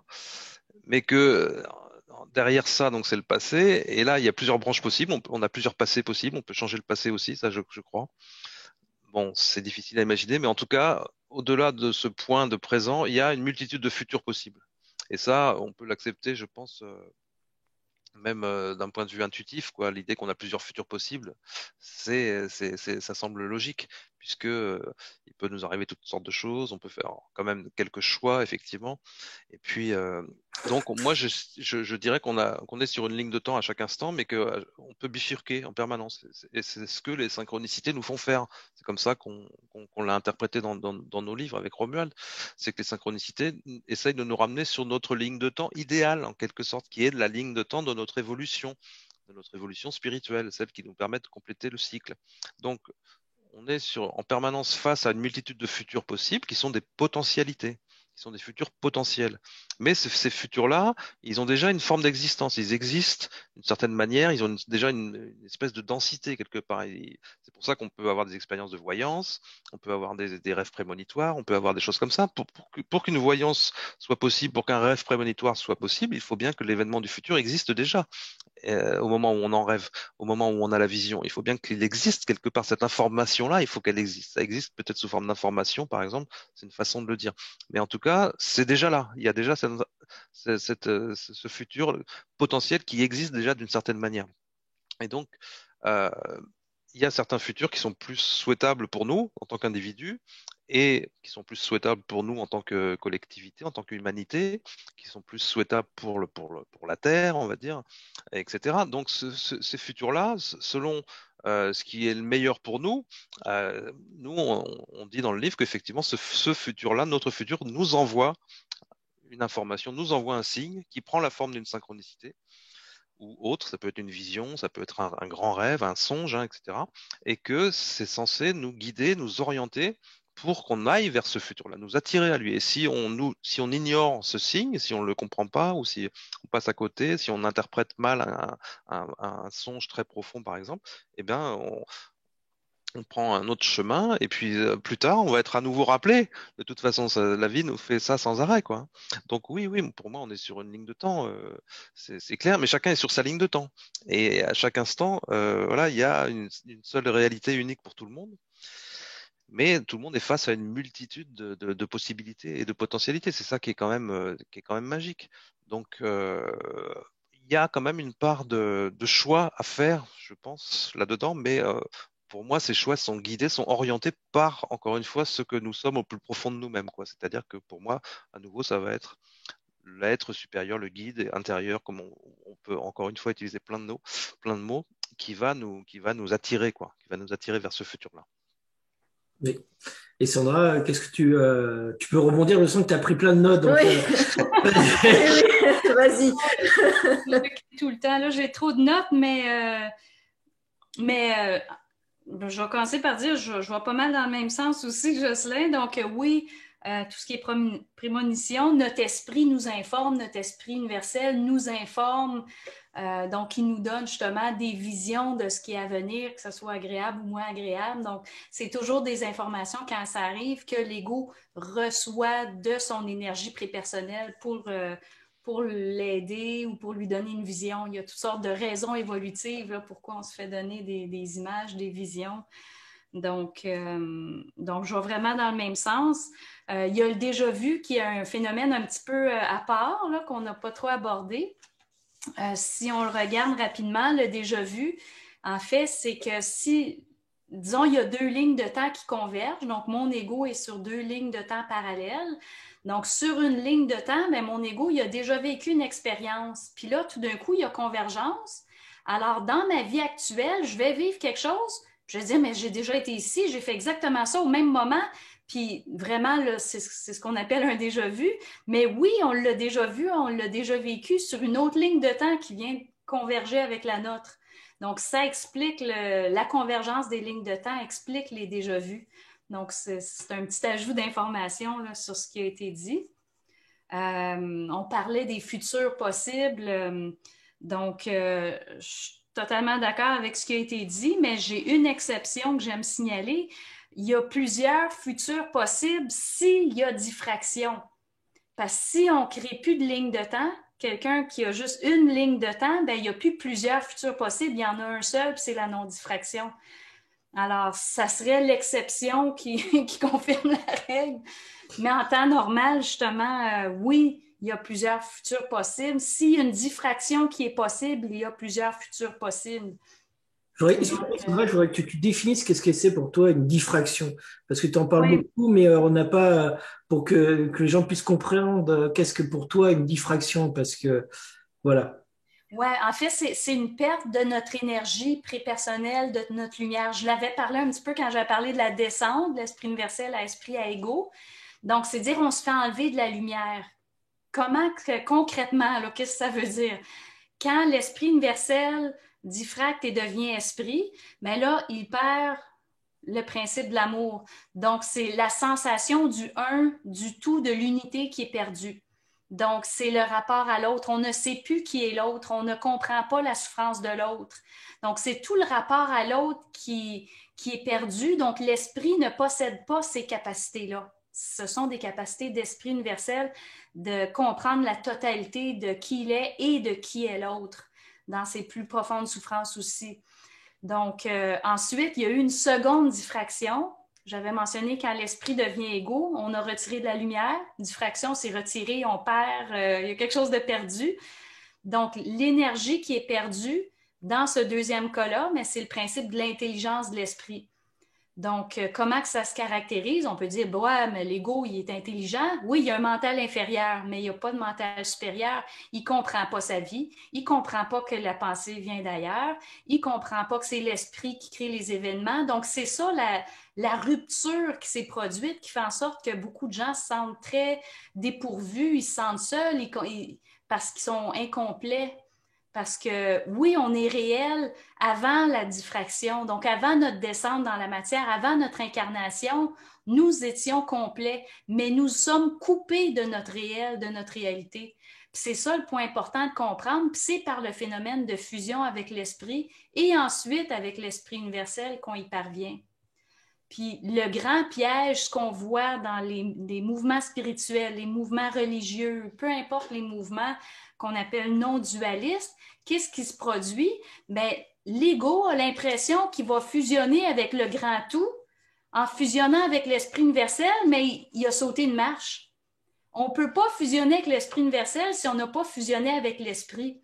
Donc, regardez ce qui se passe. Là, la personne tombe dans la spiritualité, elle aime tout le monde, elle développe l'amour, mais il faut qu'elle développe son intelligence. Donc, tout d'un coup, on réalise qu'il faut développer le rapport de force avec l'esprit, dire à l'esprit, hey, tu n'as pas fini de me casser les pieds, parce que c'est très autoritaire, un esprit. Puis c'est ça un peu la problématique, c'est de dire, bon, ben dans la spiritualité, puis dans les mouvements religieux, on veut être le tout, on veut être tout de suite amour. Ce qui fait que, étant donné que les gens ne créent pas leur double, bien, ils restent dans une conscience astrale où est-ce que leur corps inférieur se perfectionne de vie en vie, les grands maîtres, les gourous, les ci, les ça. Mais pourquoi qu'ils meurent, puis ils reviennent, puis ils reviennent? Puis là, on a des problèmes en astral, ils ne veulent plus se réincarner, ils pensent qu'ils ont atteint la source, là, ils pensent qu'ils sont en haut. Puis là, ils se font chicaner, ils disent « Non, non, il faut que tu t'incarnes », puis ils ne veulent pas. Alors, vous voyez comment c'est un petit peu problématique. Donc, c'est de dire, OK, bien, faut passer par la séance de l'esprit. Donc oui, maintenez-le, l'amour au maximum, c'est parfait. Mais il faut commencer à parler à l'esprit puis pour commencer à avoir des réponses sur la vie et non pas se baser sur ce que tout le monde a dit avant. Parce que sinon, on va perpétuer des croyances plutôt qu'être dans le savoir réel de ce qu'il en est. Donc ça, c'est un piège que je voulais mentionner. Il y a une question que j'ai vu passer, que j'aimais beaucoup, qui était vraiment dans le sujet, qui disait... quand on dit que nos pensées et paroles sont créateurs, ne sommes-nous pas dans le libre arbitre? Magnifique question. Nos pensées, d'où viennent les pensées? Donc, si la pensée vient de mon esprit, si ma pensée vient de mon esprit universel, de la source, mon ego qui devient une continuité à cette énergie-là, mais ce n'est pas un choix, c'est que c'est naturel pour moi de laisser passer cette énergie-là. Donc, ma parole et mes gestes vont être la continuité de mon énergie prépersonnelle. Prépersonnelle, c'est ce qui précède l'ego, donc l'énergie de l'esprit universel. Donc, ce n'est pas un choix. Si ma conscience et mes corps ne sont pas capables de supporter l'énergie qui me descend, bien là, j'ai une possibilité de diffraction. Parce qu'au fond, le rôle de l'ego, c'est de faire le tri de ses pensées. Alors, c'est de dire, bon, mais quand j'ai l'impression de choisir, bien, c'est de dire, OK, là, mon esprit me met devant une réalité où est-ce que je vais étudier la forme pour dire, est-ce que je fais ça ou je fais ça? Est-ce que je donne un coup de pied au chien ou je le fais pas? Bien là, ça va dire, ben non, tu le fais pas. Donc là, c'est l'esprit universel qui me dit ça parce que c'est le rapport à l'autre, il faut faire attention à l'autre. Donc là, j'ai écouté mon esprit universel. Mais si tout d'un coup, il y a une autre pensée qui dit, oui, oui, donne un coup de pied au chien, bien ça, moi, il faut que je sache que c'est une entité qui vient parler dans ma tête, puis c'est à moi de dire, non, ça, je le fais pas. C'est à moi d'avoir assez d'autorité d'esprit, donc assez d'identité psychique pour dire, non, ça va à l'encontre de qui je suis. Donc, je ne donnerai pas libre cours à ce qui n'est pas moi. Donc, je vais toujours donner libre cours à ce qui est moi. Puis là, on est dans une fluidité tout le temps, tout le temps. Il y a une expérience au Québec qui a été faite par un institut où il y a eu plusieurs personnes qui ont décrit ce qu'ils voyaient, qui parlaient dans leur tête, etc. Et qu'ils ont fait un dessin, ils ont créé, ils ont dessiné, et après, informatiquement, ils ont recréé en 3 dimensions la personne, que l'image qu'ils voyaient dans leur tête. Et pour s'en sortir de cette dualité qu'ils avaient avec ce qu'ils entendaient, le personnage qu'ils envoyaient dans leur subconscient, ils ont commencé à dire stop, ça suffit, je veux plus de ça, etc. Et la personne, en fait, les personnes qui ont sorti de cette expérience enrichie, ils ont eu plus peur de ce que ils ont réussi à dire stop, quoi, au final, à cette identité, à cette personnage. Ils ont matérialisé ça. C'est au Québec qu'ils ont fait ça, je crois. Oui, c'est un institut psychiatrique au Québec. Voilà. Donc, il y a quelqu'un de brillant dans cet institut-là qui connaît les entités, c'est certain. Parce que c'est exactement comme tu dis, ils ont demandé à la personne de décrire, ils ont fait une modélisation 3D, ils ont mis ça à l'ordinateur, ils ont demandé à la personne qu'est-ce qu'elle dit, cette voix-là dans ta tête. Ah, mais elle me dit, t'es pas bonne, tu n'y arriveras pas, t'es une trou de cul, t'es ici. Puis là, ben, il écrivait tout ça. Puis ensuite, il animait les figures 3D. Tout à fait. La personne devait répondre. J'ai dit, mais c'est extraordinaire parce qu'on est en train d'enseigner le rapport de force. Donc, comment dénoncer des entités qui viennent dans notre canal mental. Donc là, ils l'ont fait en mode audiovisuel. C'est extraordinaire. Mais pour monsieur tout le monde, il faut réussir à le faire sans l'audiovisuel qui accompagne de dire, OK, mais qu'est-ce qui est pas moi? C'est quoi faut que je rejette? Ben, tout ce qui vient dire que t'es pas bon, t'es un si, j'y arriverai jamais. Quand il arrive une tension, vous mettez à réfléchir la tension. C'est correct à être déprimé, mais être déprimé et dire j'y arriverai jamais, je vais me tuer, ben ça, c'est une entité. Parce que la dépression, vous en fait, qu'est-ce que c'est la dépression? Vous êtes en train de revivre la déchirure de votre descente vers le plan supramental, vers la matière. Donc, ça, c'est un terme que j'utilise beaucoup aussi, la fameuse déchirure entre le plan supramental et le plan surmental. Donc, ça, c'est la cause de toutes les dépressions sur la Terre. Toutes! C'est vraiment le dénominateur commun.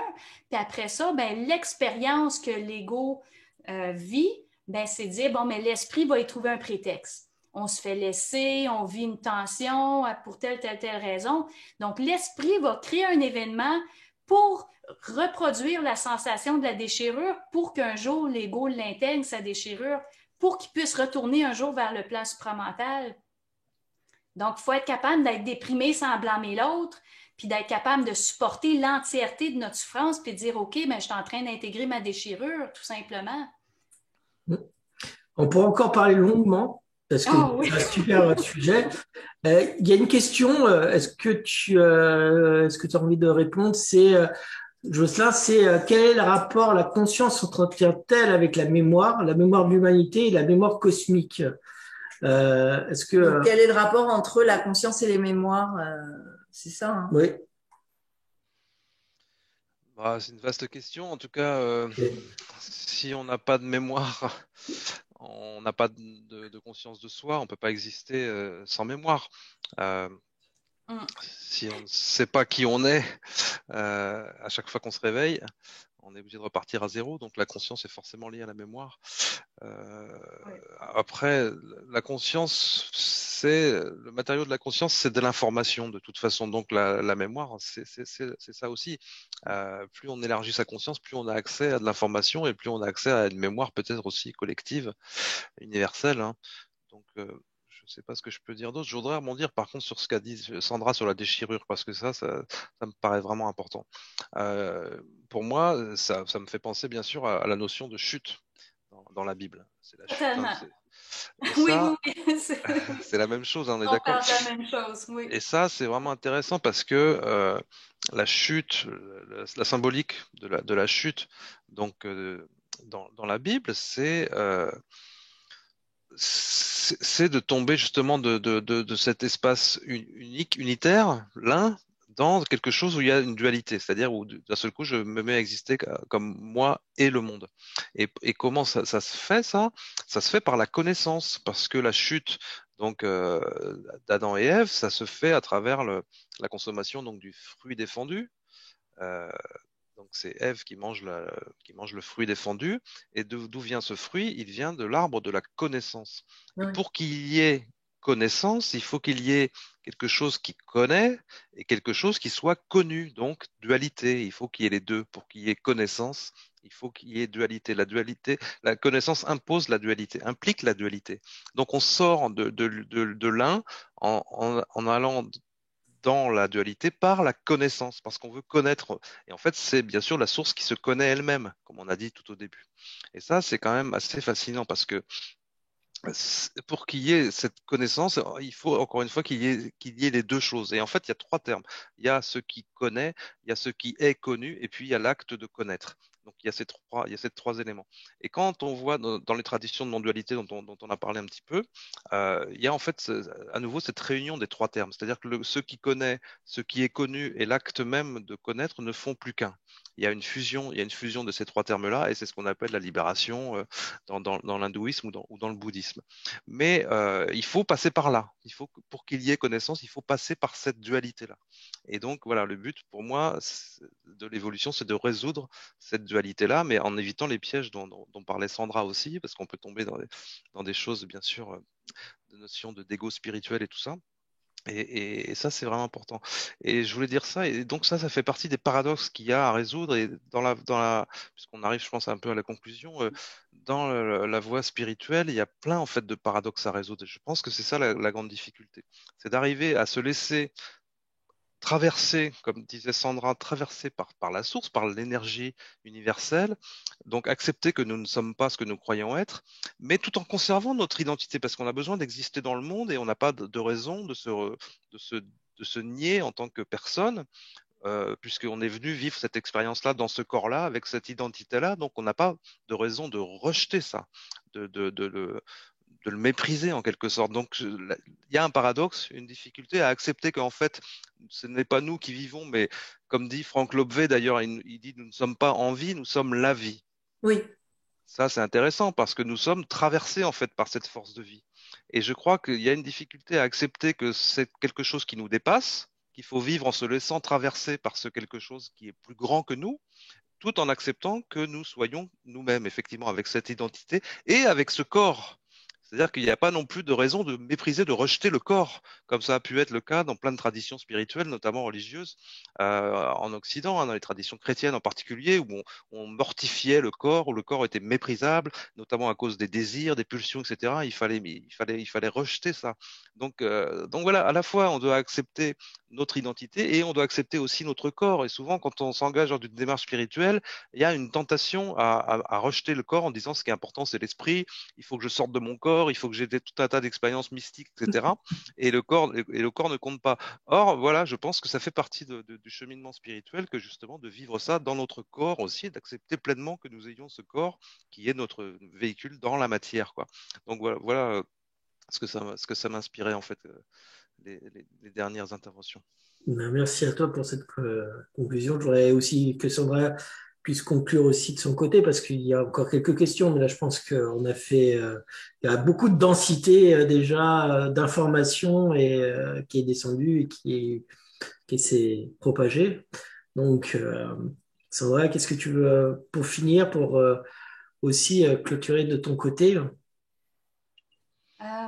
Le fameux équilibre dont parle Jocelyn, c'est tellement ça le défi. C'est toujours l'équilibre yin-yang, corps, conscience, homme, femme. C'est ça partout, partout. La connaissance, le savoir. Donc, c'est de trouver justement notre point de non-diffraction. Donc, si j'intègre la science de l'esprit, ben, je vais être vraiment dans mon identité. Puis c'est important ce que disait Jocelyn. On ne renie pas notre identité, parce que si on renie notre identité, on renie notre esprit. Mais après ça, il ne faut pas renier le réel de qui est l'autre, parce que sinon, on renie notre esprit universel. Donc, c'est toujours ce fameux équilibre-là, ce fameux balancier-là que je trouve important. Puis dans ma conclusion, je vais aller répondre aux questions qui n'ont pas été répondues. Je vois qu'il y en a eu deux autres, là. Est-ce la même chose avec une addiction au tabac, par exemple? Merci pour ta réponse. Donc là, on parlait Par rapport aux entités. aux entités, à la diffraction. Ouais. Ben, en fait, là, ça va être différent pour chaque personne. Mais ce qu'il faut comprendre avec le tabac, c'est qu'il y a un côté de dépendance physique là, par des produits qui sont dedans, mais au niveau psychique aussi, c'est sûr que c'est un exutoire au stress. Donc, c'est comme dire, la personne en a besoin pour apaiser ses tensions, pour être capable de supporter son quotidien. Puis c'est important de respecter ça le temps qu'elle en a besoin. Puis lorsqu'elle va en avoir assez, l'important, c'est de dire, bon, ben on commence un rapport de force avec l'esprit à partir du moment que l'ego dit, moi, j'arrête de fumer. Ben, à chaque fois qu'il va avoir une petite pensée qui va dire, je veux fumer, ben là, vous avez l'expérience de votre vie pour créer votre double. Là. Vous dites, non, moi, j'embarque pas, j'ai décidé que j'arrêtais. Donc, maintenez votre vision. Puis toutes les pensées qui viennent contredire la vision que vous avez, rapport de force, vous les jetez dehors, puis vous allez construire votre double en arrêtant de fumer. C'est merveilleux. Voilà.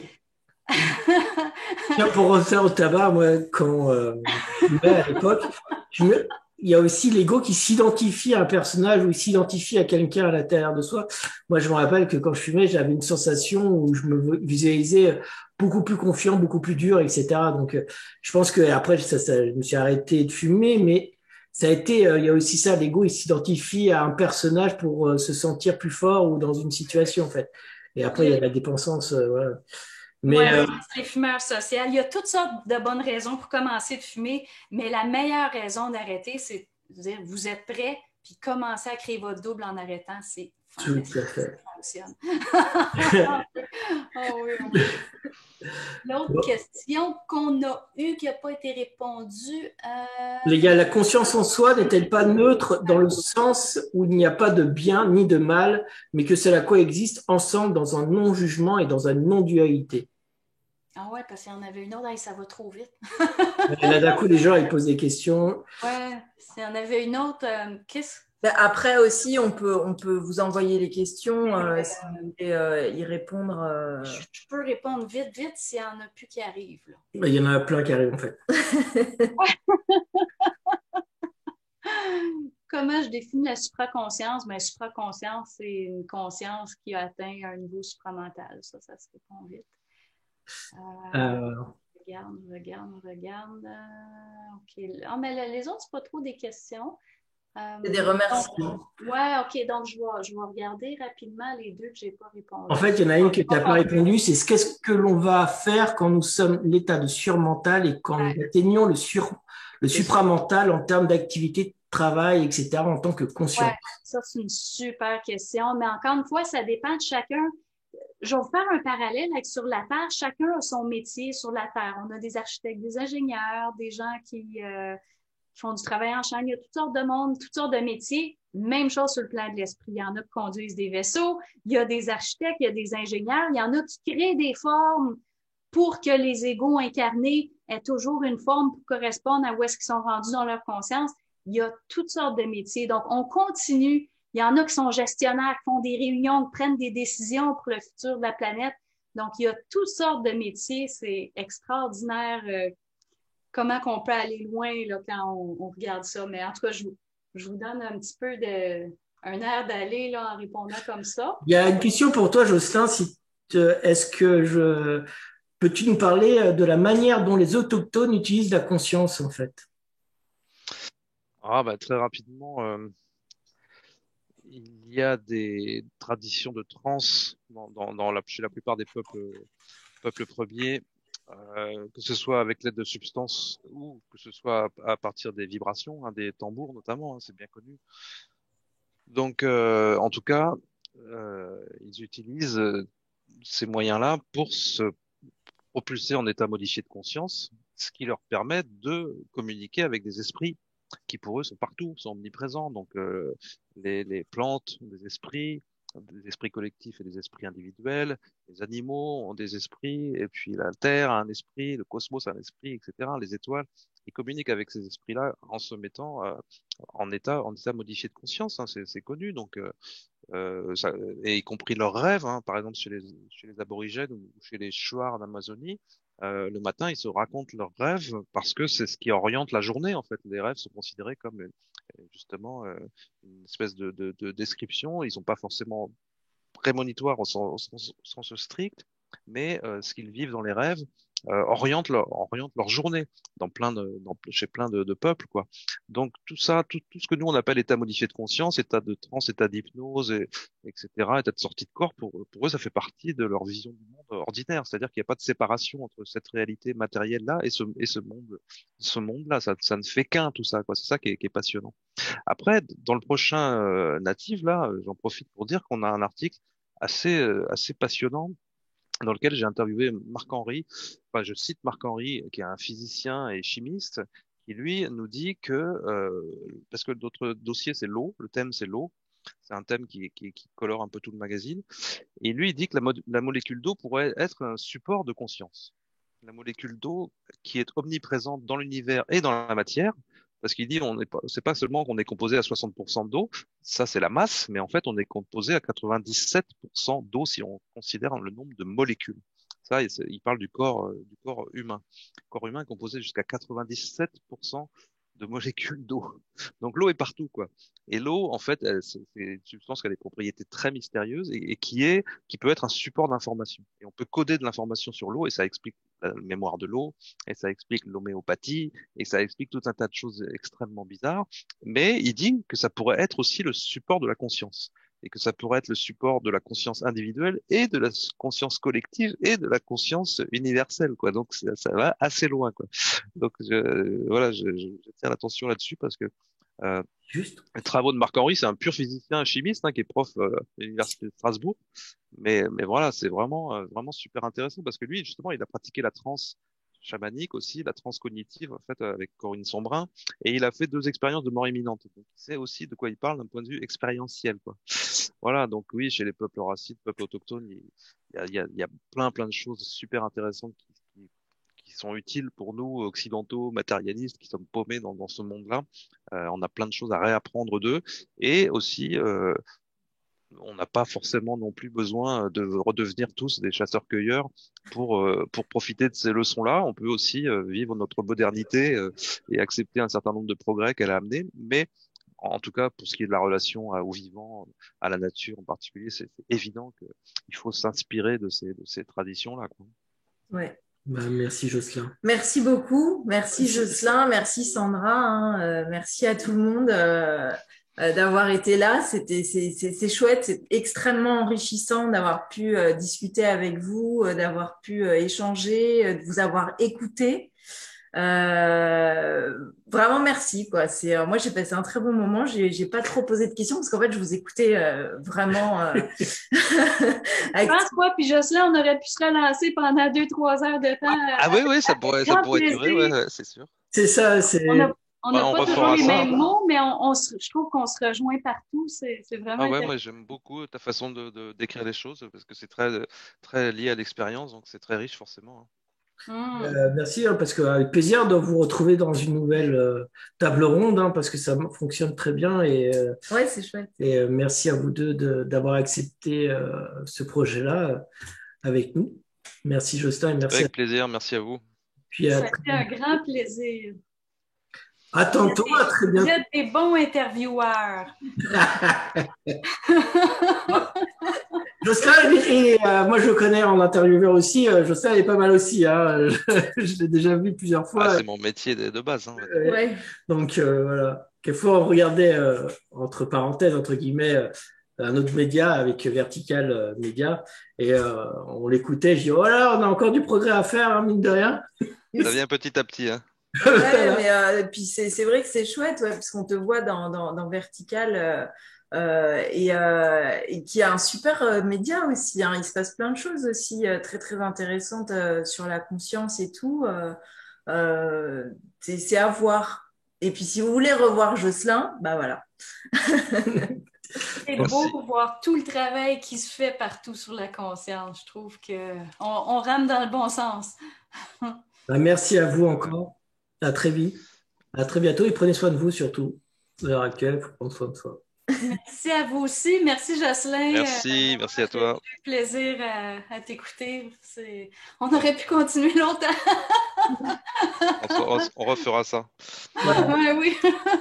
Bonne soirée. Bonne soirée.